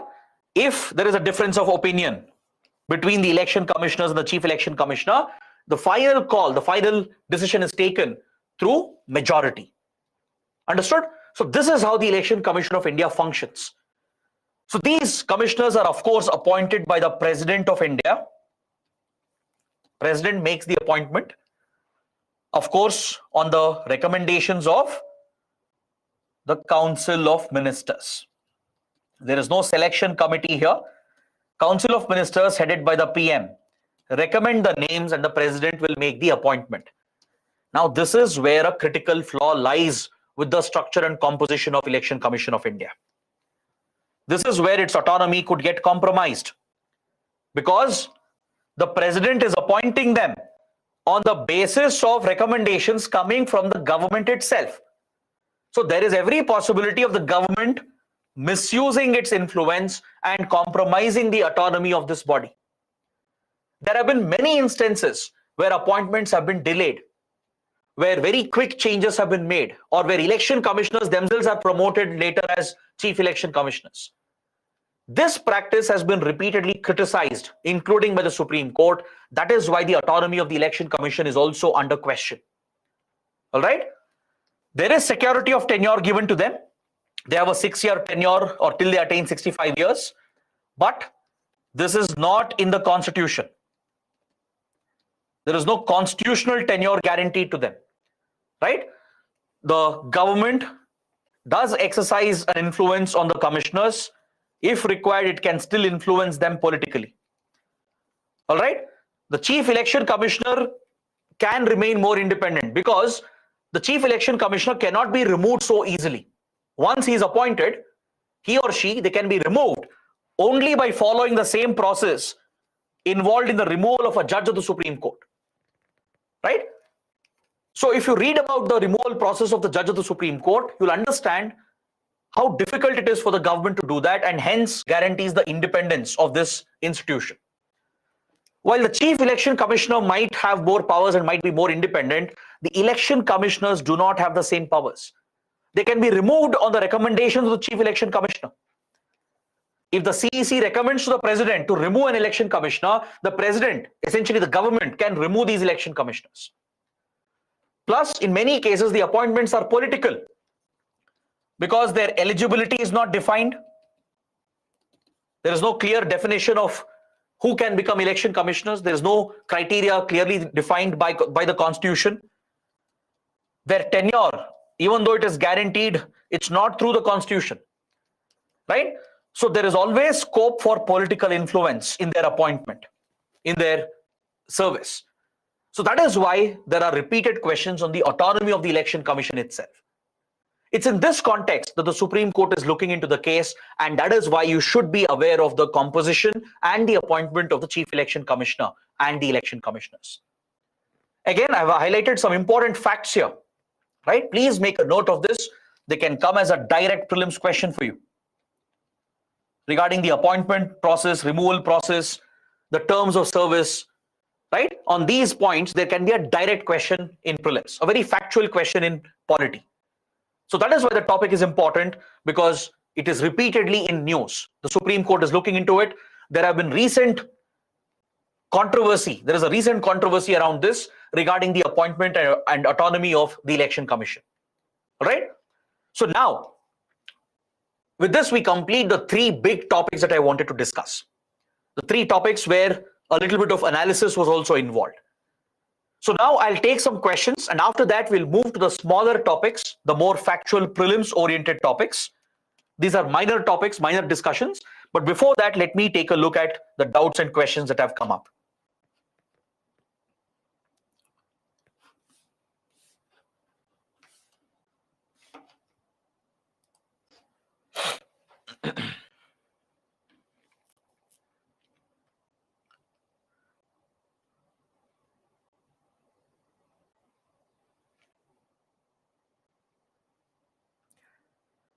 Samir is asking, is there any special power between election commissioner and chief election commissioner other than removal? Election commissioners do not enjoy much of special powers. Chief election commissioner, yes, it's very tough to remove the chief election commissioner because the same process should be followed, which is used in the removal of judge of a Supreme Court. But election commissioners can be easily removed. If chief election commissioner recommends to the president, then the election commissioners can be removed. How was the election commission set up? Himani is asking the question. It was set up through the Constitution of India. Article 324 provides for the establishment of the election commission. Is state election commission a constitutional body? Yes. If you look at panchayats and municipalities, you have a separate provision for that under the constitution, which provides for establishment of state election commissions. So even that is a constitutional body.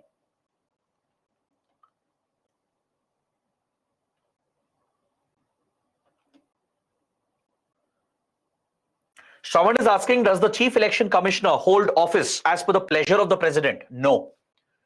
Pleasure of the president means the president can remove that person at any point. The wishes of the president would be final there. Of course, not discretionary, but if the government recommends, if the Council of Ministers recommend to the president to remove the chief election commissioner, then if president can remove them, that is the pleasure of the president. But that does not exist here. Chief election commissioner cannot be removed at the pleasure of the president. Chief election commissioner does not hold the office at the pleasure of the president. Understood? Please understand this. The governor, for example, governor of a state is holding that position at the pleasure of the president, which means president can remove the governor whenever the president wants, whenever the central government wants. But chief election commissioner cannot be removed like that. To remove a chief election commissioner, the government should follow the same process as that of removing a judge of the Supreme Court. Right? There's a parliamentary process for that. Understood? So chief election commissioner has some protection in that regard.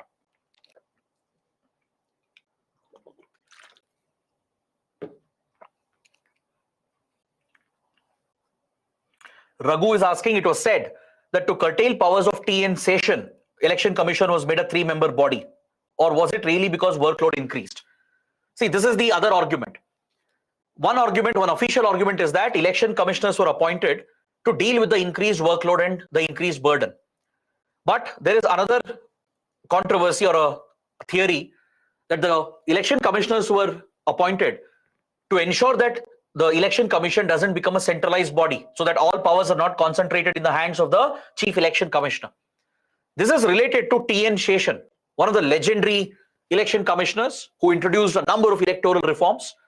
T.N. Seshan is known for his bold decisions against political parties and top leaders. It was under him that a lot of reforms were introduced in elections. But however, it was noticed that T.N. Seshan was becoming extremely powerful, centralizing all the powers by using the autonomy given by the constitution. So it is alleged that to ensure that the powers are not concentrated in the hands of chief election commissioner, election commissioners were appointed. That's one of the theories. But the official position is that the election commissioners were appointed to deal with the increased workload.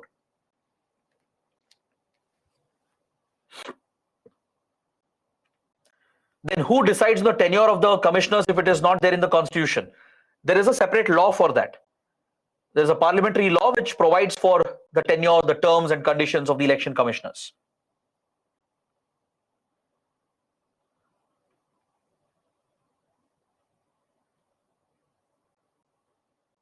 Is there any age limit and qualification for appointing election commissioners? No. There is no eligibility criteria given out. It's left to the government's discretion. That's one reason why there are allegations that the government is compromising the independence of the body because there is no clear-cut eligibility criteria. For example, we saw Lokpal and how clear criteria were laid down, but that does not exist in the case of election commissioners. Okay, now let's come back to the discussion. We have 4-5 small topics to go, and in the next 30 minutes, I'll take you through these important developments. These are minor topics, but still relevant for your prelims especially.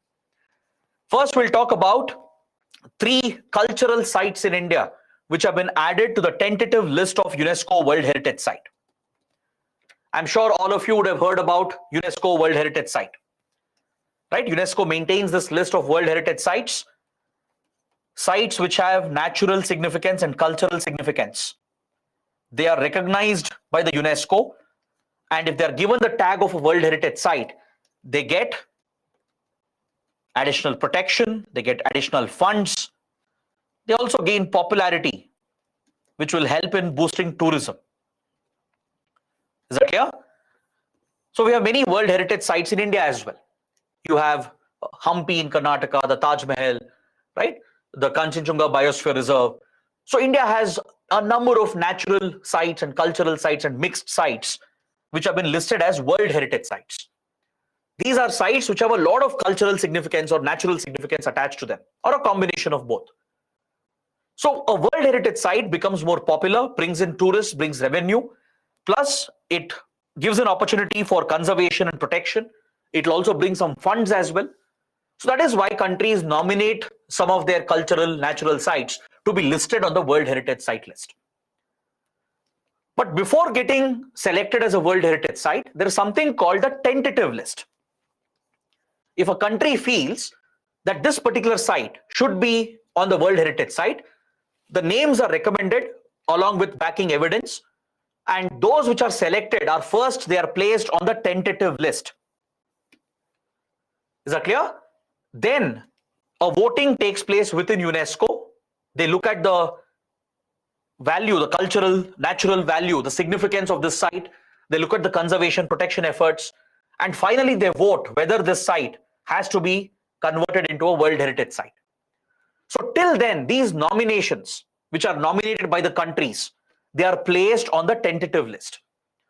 So India has last week placed 3 important sites on the tentative list. I'm highlighting this because there can be a very simple culture or art and culture based question in your prelims. You should know these 3 sites and why are they significant. These 3 sites include the Sun Temple at Modhera, Vadnagar town in Gujarat, the rock-cut relief sculptures of Unakoti in Tripura. Please remember this. These are the 3 cultural sites that India has nominated, and they have been placed on the tentative list. If approved by UNESCO, they might become World Heritage Sites. Is that clear? Now, before we talk about the significance of these 3 sites, can someone tell me where the Sun Temple is located? Where is Modhera located? Do you know? Can you let me know in the comment section? Do you guys know where is the Sun Temple at Modhera located, in which state? In which state is it located? Very good. Many of them are answering right. It's in Gujarat. Don't confuse this with the Sun Temple at Konark. Many are answering Odisha. That is the Sun Temple at Konark, which is a different site. The correct answer is Gujarat. Is that clear? So there are 2 sites from Gujarat itself which have been placed on the tentative list. Now let me explain why these sites are important. What is so significant about them? This is the Sun Temple that I was talking about. It's located at Modhera in Gujarat. Okay, in the state of Gujarat. It has a lot of cultural history and significance attached to it. It has a very unique architecture. It draws its structural design from the Solanki style of architecture, which is very close to the Rajasthani style of architecture. The construction of the Sun Temple dates back to the 11th century. It's a 11th century temple according to the Archaeological Survey of India. It was built during the reign of Bhimadeva I of the Chalukya dynasty. These facts are very important. You can get a straightforward question. It has a very unique architecture. It is, of course, worshipping the sun god. It's a temple dedicated to the sun, the sun god or the Surya Deva, right? If you look at the architecture of the temple, the structural design, it is based on the Solanki style of architecture, which is very close to Rajasthani school of architecture. It was a temple built in the 11th century under the Chalukya rule when Bhimadeva I was ruling over the region. All right. So these are some important points you have to note down. Next, the other side from Gujarat is Vadnagar. Vadnagar is a very important town. It's known for its rich history and culture. It's an ancient town. It has a very rich history dating back thousands of years. Okay. It's in the Mehsana district of Gujarat, and it is specifically known for these heritage buildings that you can see in the image. The whole town has a number of heritage buildings which were built hundreds of years ago. So that is why the architecture of this town is appreciated, and also in the ancient times, it was an important trading point. It was one of the trading points linked with the Harappa, Mohenjo-daro and the other sites as well. There is a link here. The urban landscape, the design of this township, of this urban area, draws certain designs from the Harappa, Mohenjo-daro sites that were located nearby Gujarat. All right. It has a large number of historic buildings that date back to 8th century BC. It has a 1,000+ year history. It was playing an important role in trade, in architecture, in culture back then as well. So that is why the Vadnagar town has been nominated by India, and it has been chosen to be placed on the tentative list of UNESCO. The last one, the rock-cut relief sculptures in Tripura at Unakoti. You can see the rock sculptures here in the image. You can see beautiful carvings that are carved out of the rock itself. It is even referred to as the Angkor Wat of Northeast India. Angkor Wat is a popular Hindu temple, one of the world's largest Hindu temple in Cambodia, with links to Hinduism and Indian civilization. So the rock-cut sculptures here at Unakoti, it's referred to as the Angkor Wat of India, of the Northeast region. The sculptures here are dedicated to Shaivite tradition. Just like Angkor Wat is a Shaivite temple, similarly, the rock sculptures here in Tripura, they are dedicated to Shaivism. These are Shaivite rock sculptures. And where is it located? It's located in the Raghunandan Hills near Agartala, around 180 kilometers from Agartala. And this is where you find these bas relief sculptures, which date back to 8th and 9th century BC. So these are the 4 to 5 important facts you have to remember with regard to each of these cultural sites. You can get a direct, straightforward question in your prelims. Now, moving on to another topic from art and culture. I would like to talk about Dokra metal craft. See, such topics are preferred by UPSC. If you go back and look at previous question papers from 2011, you will see that a lot of such straightforward, simple questions have been asked from art and culture, which have been in news. Even though art and culture is a static topic, UPSC draws questions from current affairs. Is that clear? Dokra metal craft was also in news last week. The Hindu newspaper and few other media outlets had covered this topic. Especially in the Hindu, there was an article that explained what is Dokra metal craft. Why is it significant? It's part of India's rich cultural history. The Dokra metal industry that produces these beautiful artifacts, today it is mainly centered around Kolkata.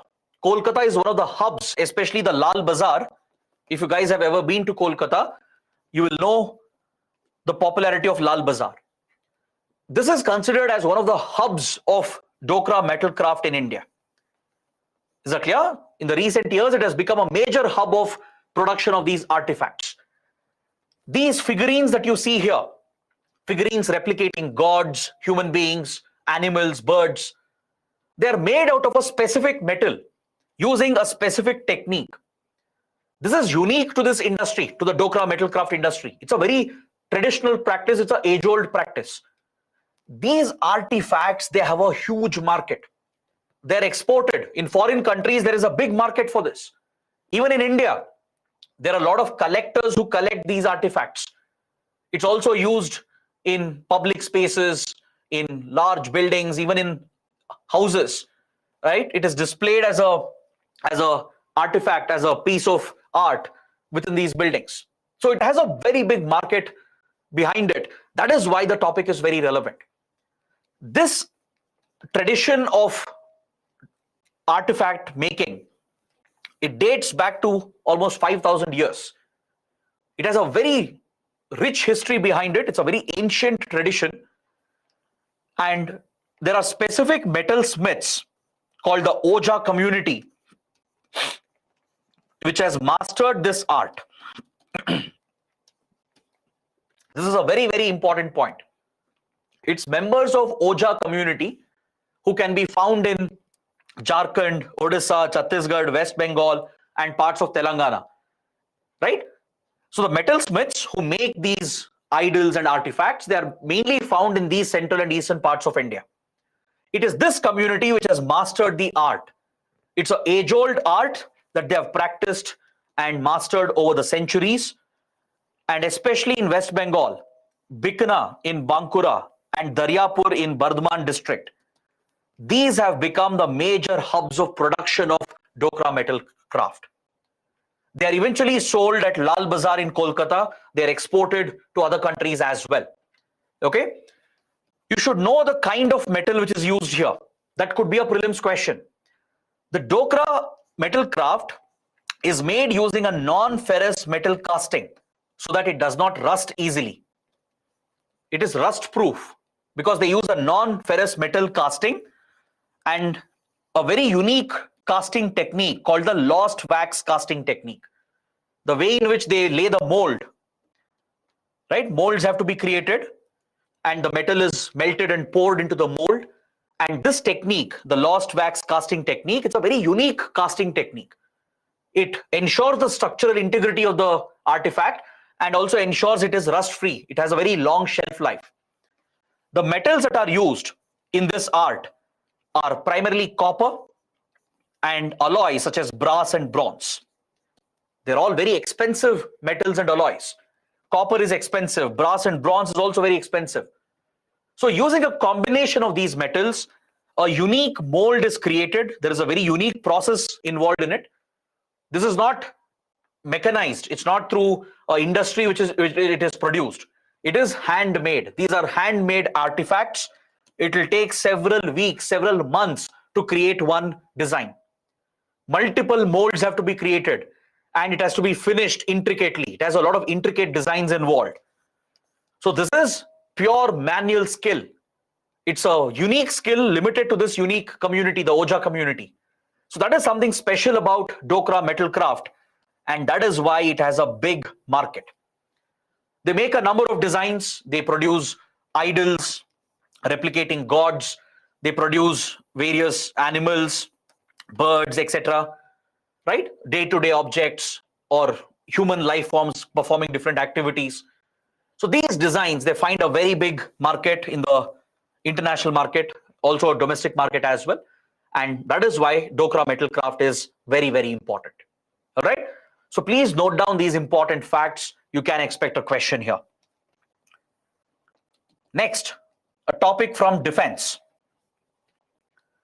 We are going to talk about INS Mormugava and something called as Project 15B.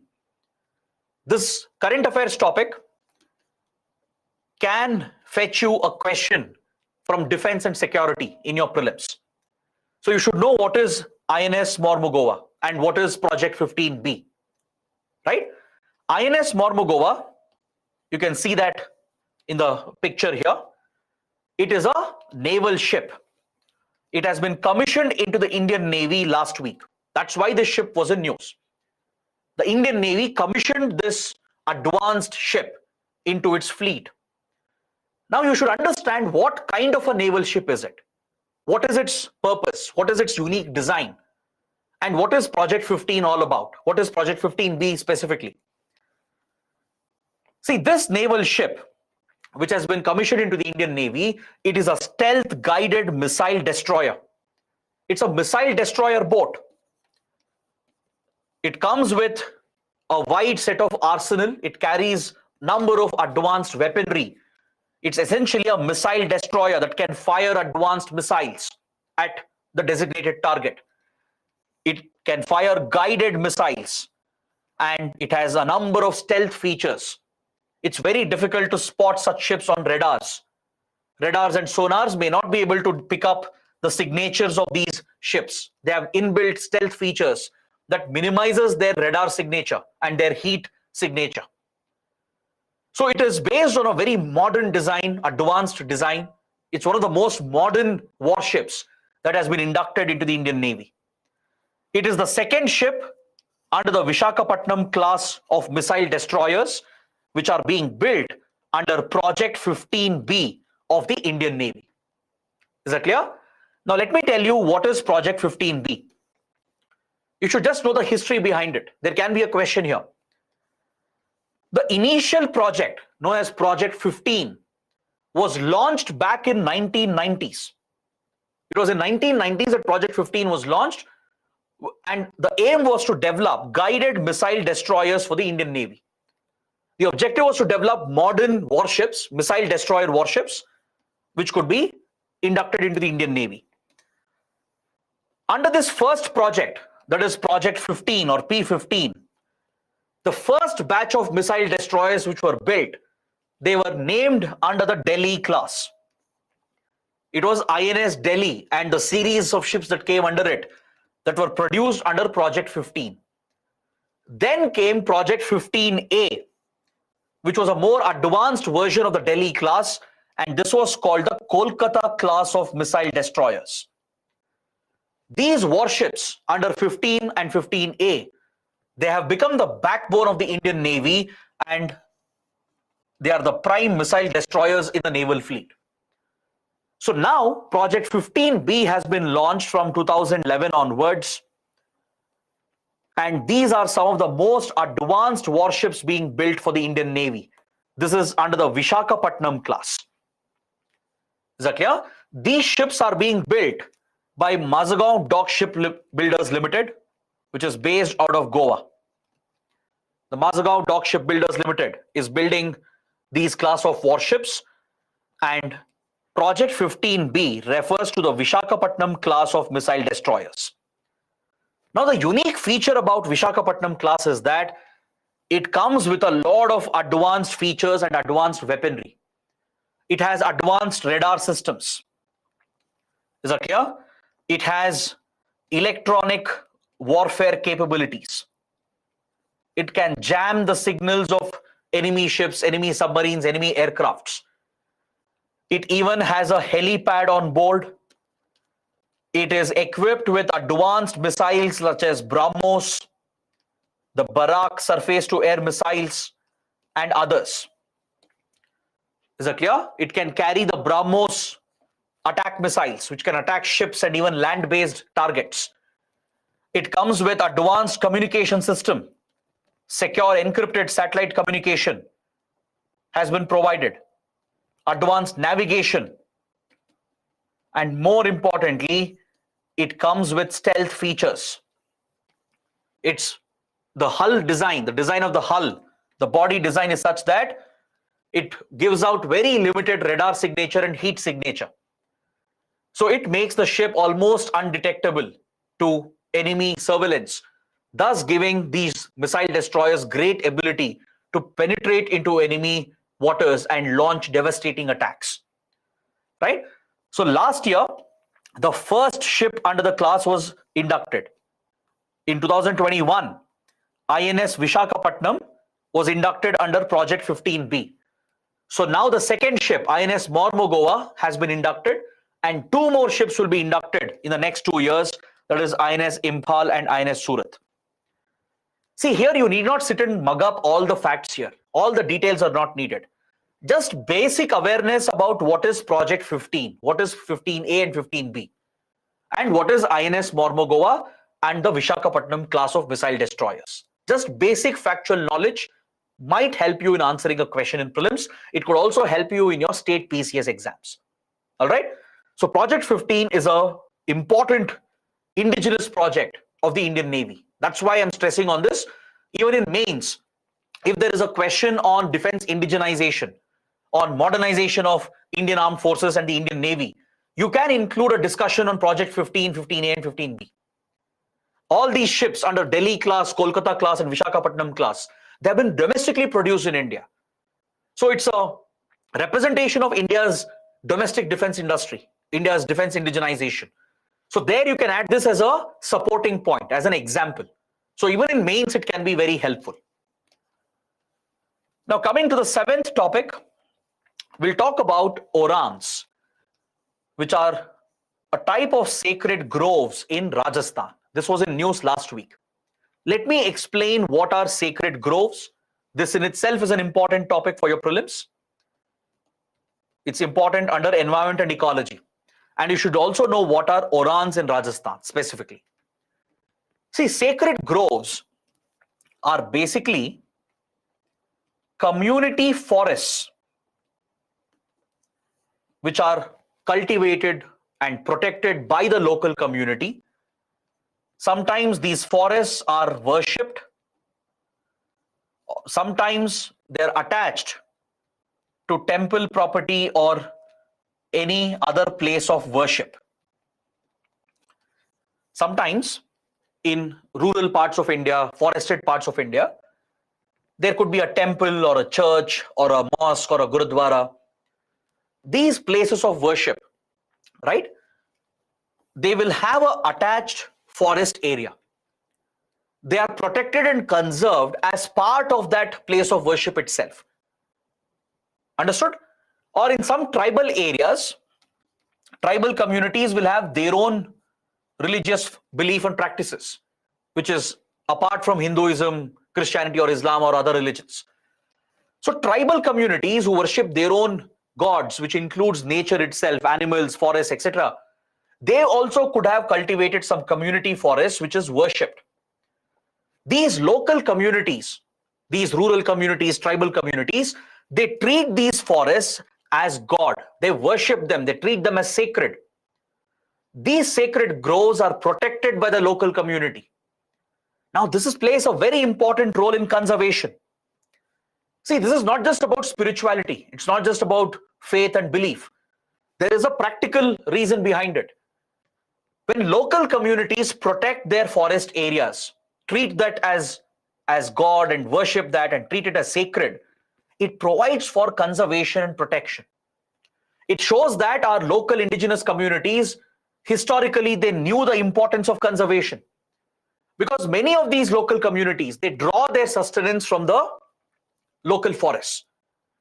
Local tribes, they collect forest produce. They collect fruits, rubber, honey, berries and tobacco, etc. The grazers who rear cattle, right? They will take their cattle for grazing, where they find grass, water, etc. There could be water bodies in these sacred groves, small ponds and lakes, which provides for drinking water and irrigation for the local community. So such basic needs can be met through sacred groves. In some sacred groves, basic activities allowed, but the destruction of the forest is prohibited. It's a culture, it's a practice. So the local communities are very serious about protecting these forests. They make limited use of it. It is sustainable use, a sustainable exploitation, and they protect it. So this plays a role in conservation, and the government of India recognizes this. These sacred groves are treated as community reserves. They are treated as a protected area under the Wildlife Protection Act. Just like national parks, tiger reserves, biosphere reserves are protected, similarly, community reserves, including sacred groves, are protected under law. Local communities are given ownership of this area and they can conserve and protect these areas. Is that clear? The government does not interfere much. It respects the local traditions and customs and recognizes the right of the local community to conserve and protect these forests. In Rajasthan, you have a type of sacred grove called the Orans, which have been conserved and protected for centuries. And it plays an important role in the local economy. You can see an image here. it depicts a Oran sacred grove. It'll have basic green cover. There will be small water bodies like ponds and lakes inside it. Local grazers, cattle herders, they depend on it. When they take their cattle for grazing, that is where the cattle feeds on the grass, drinks water out of these water bodies. So the local communities, they protect these areas, plus they sustain their livelihood by grazing their cattle. So these are called Orans. These sacred groves in Rajasthan, protected by local communities, they are called Orans. These Orans are crucial in environment conservation. They play a role in the agrarian economy. They are very closely linked with local culture, local festivals, and even social events. That is the importance of these sacred groves. Especially Orans in Rajasthan is vital because it is home to the great Indian bustard, which is a critically endangered bird species. If you remember, in one of my last webinars, we had spoken about the great Indian bustard. It's a critically endangered bird. Hardly a few hundred are left. Around 50 to 200 birds are left in India. It's almost on the brink of extinction. This large bird, the great Indian bustard, it is threatened by power lines and windmills. And the community reserves that are there, like Orans, is a habitat for these birds. These sacred groves, they serve as a habitat for such threatened species. Now, this was in news last week because environmental activists and locals, they were protesting against the destruction of these reserves. Oran reserves are facing the threat of industrialization and urbanization. Due to increasing population, there is greater pressure on Oran sacred groves, which is destroying the habitat. So last week, environmental activists, the local communities, they all protested, calling for the conservation and protection of Orans. That is why the topic was in news. So you should know what are sacred groves, why are they important, what is their legal status, and what are Orans specifically found in Rajasthan, right? So if you're aware of these basic facts, you can answer any prelims question from environment and ecology. Now let's come to the last topic for today, that is Right to Repair portal, which has been launched by the Government of India. It's a small topic, but very important for your prelims. See, Right to Repair has become a global movement. Around the world, there is a consumer movement going on. It's a consumer movement where consumers are demanding the right to repair. Let me explain what is this. See, we are consumers, right? We individuals, we consumers, we buy a lot of commodities. We buy mobile phones, computers, television, air conditioner, whatnot, cars, etc.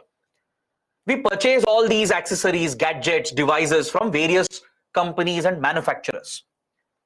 Now, if you try to repair these commodities on your own, you will be in breach of warranty, right? On almost every device, every gadget, you will see a sticker that if this is breached, then the warranty is void.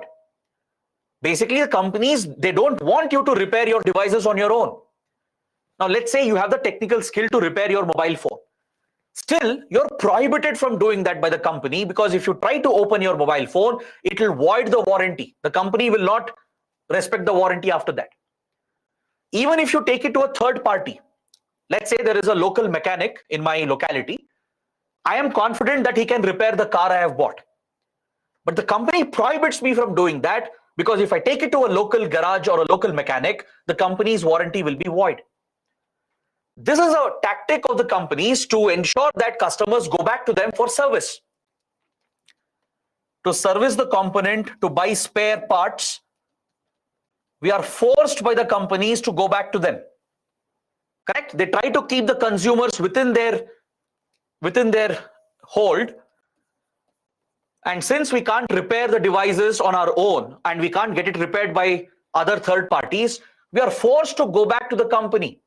This is a big source of revenue for any company, right? Servicing repairing and spare parts is a big source of revenue for almost every manufacturer. So this is seen as a monopoly. This is seen as an unfair practice. So that is why around the world, a movement started gaining ground, a consumer movement, demanding the right to repair.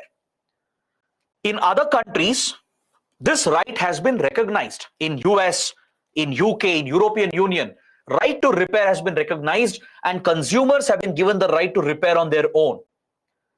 Similar right is being brought in India as well under the Consumer Protection Act. So last week, the Consumer Affairs Ministry, the Ministry of Consumer Affairs, Food and Public Distribution, has inaugurated the Right to Repair portal. So companies in India are also being mandated to provide the right to repair where customers can repair their own devices. You can repair it on your own if you know how to do it. Or you can take it to a third party and get it repaired from them without breaching the warranty. To do this, the companies have to provide the manual, the user manual, the repair instructions. Correct? There should be spare parts available in the open market. So these obligations are being placed on the companies. That is why the portal has been opened by the Government of India. On this portal, every producer is obligated to list the manuals and the repairing and servicing methods and techniques. Mobile manufacturers, those who produce electronic items, consumer durables, automobiles, farming equipment, they're all being covered under the first phase. All these companies, manufacturers, they have to list the manual, the user manuals and the repairing techniques and the servicing techniques on this portal. So any consumer can log into the portal, download the manual they want, purchase the spares from the open market and repair it on their own. Or if you don't have the skill, you can take it to a third party and get it repaired. Right? So this is the right to repair, which is being introduced in India based on the recommendations of the Nidhi Khare Committee, which was set up in July 2022 by the Government of India. A few months back, the government had constituted this committee to provide recommendations on implementing right to repair in India. So based on the recommendations of Nidhi Khare Committee, India is also implementing right to repair, which has already been recognized in US, UK and European Union. This is a part of your consumer rights. It's part of the Consumer Protection Act, and manufacturers are obligated legally to honor the right to repair. So if a consumer wants to repair a product on their own, they should have the right. They should have the knowledge and the access to it. That is why the portal is opened. So all these manufacturers will upload the manuals, the servicing techniques, repair methods on the portal. So you can simply download them, learn from it, and you can try to repair the products on your own. Is that clear? So that is why the topic is very important, especially for your prelims. So this brings my discussion to an end. We have covered 8 important topics, 3 big topics with a lot of discussion and facts, and 5 smaller topics mainly for your prelims. So I hope it was a fruitful session. So before I end the discussion, I would like to look at some questions. If you have any doubts on the last 5 topics, let's try to clear that. And after that, we'll close the discussion for today.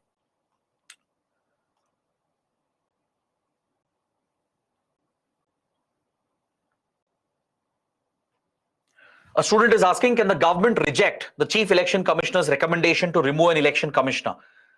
The government usually cannot do that. The government would consult with the Chief Election Commissioner and it will abide by the recommendation of the Chief Election Commissioner.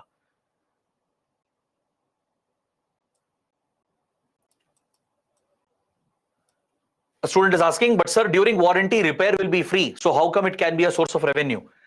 See, in warranty, it's only in case of a manufacturing defect or a design fault that you're compensated for free.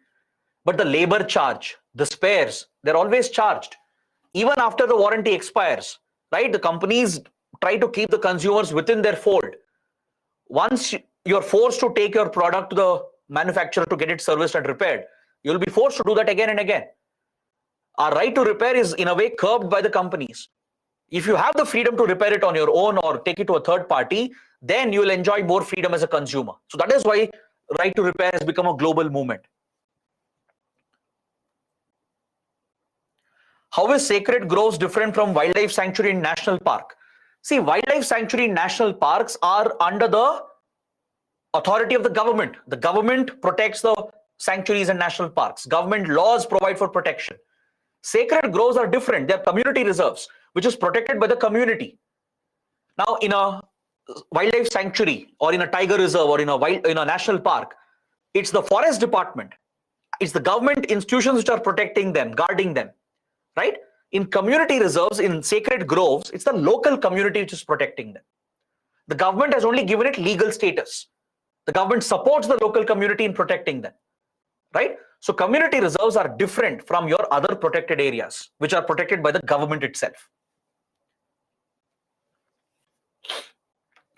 But sir, there is already a method to repair on YouTube. Yes, of course, you can find the hacks on YouTube, but unless and until the company recognizes this and provides the right technical advice, right to repair will not truly be a right.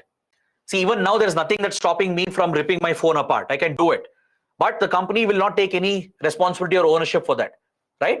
If the company recognizes that as a right, provides all the required knowledge and tools and technical expertise, it will enable more people to repair and service on their own, right? It's a consumer right. It's a freedom given to the consumer, choice given to the consumer.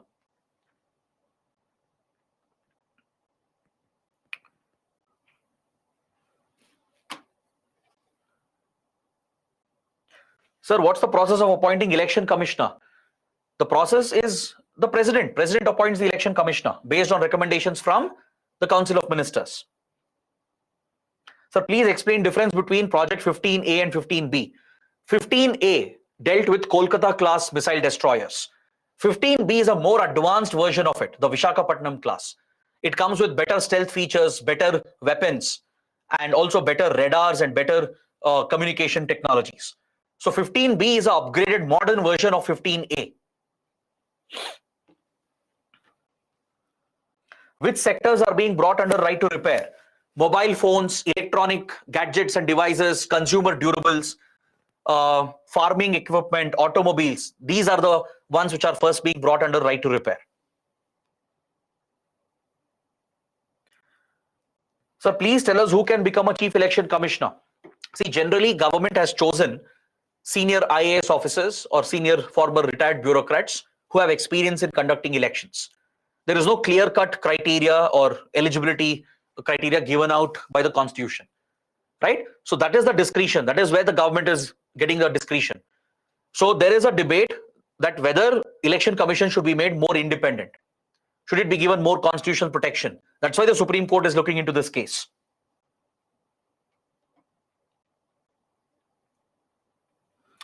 Sir, CEC and EC removal is same or not? No, it's not the same. CEC can be removed just like the removal of a judge of a Supreme Court, right? Some people refer to it as impeachment, but Constitution does not use the word impeachment. But removing CEC is the same process as removing a Supreme Court judge.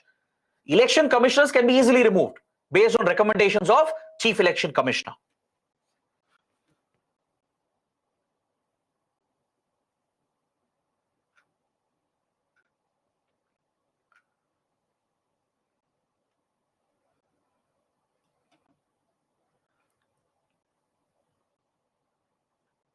Gautam is asking, is right to repair a fundamental right? No, it's not a fundamental right. It's a legal right. It's a statutory right.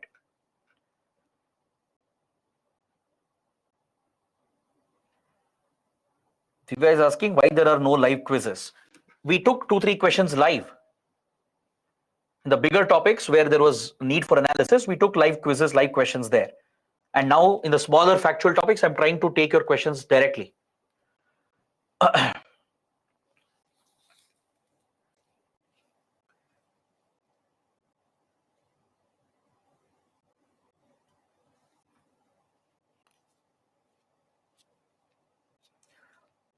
Student is asking why sacred groves are considered as God. See, many local communities in rural areas, in forest areas, tribal communities, for example, they worship their nature, they worship their environment because their sustenance comes from there. They worship the trees, they worship the forest itself, they worship the animals, right? Because they know that their livelihood, their sustenance is coming from the nature. It's a way of respecting nature, respecting environment, and it's a way of contributing to nature back, by protecting it, conserving it. This is an ancient traditional practice of tribes and indigenous communities. That is why they treat forests as God. They worship it as if it's God. Okay. So guys, these were the questions that I could see here. I hope it was a fruitful session. Do let me know how it went. I'll take a look at all your comments. Do let me know how the class went.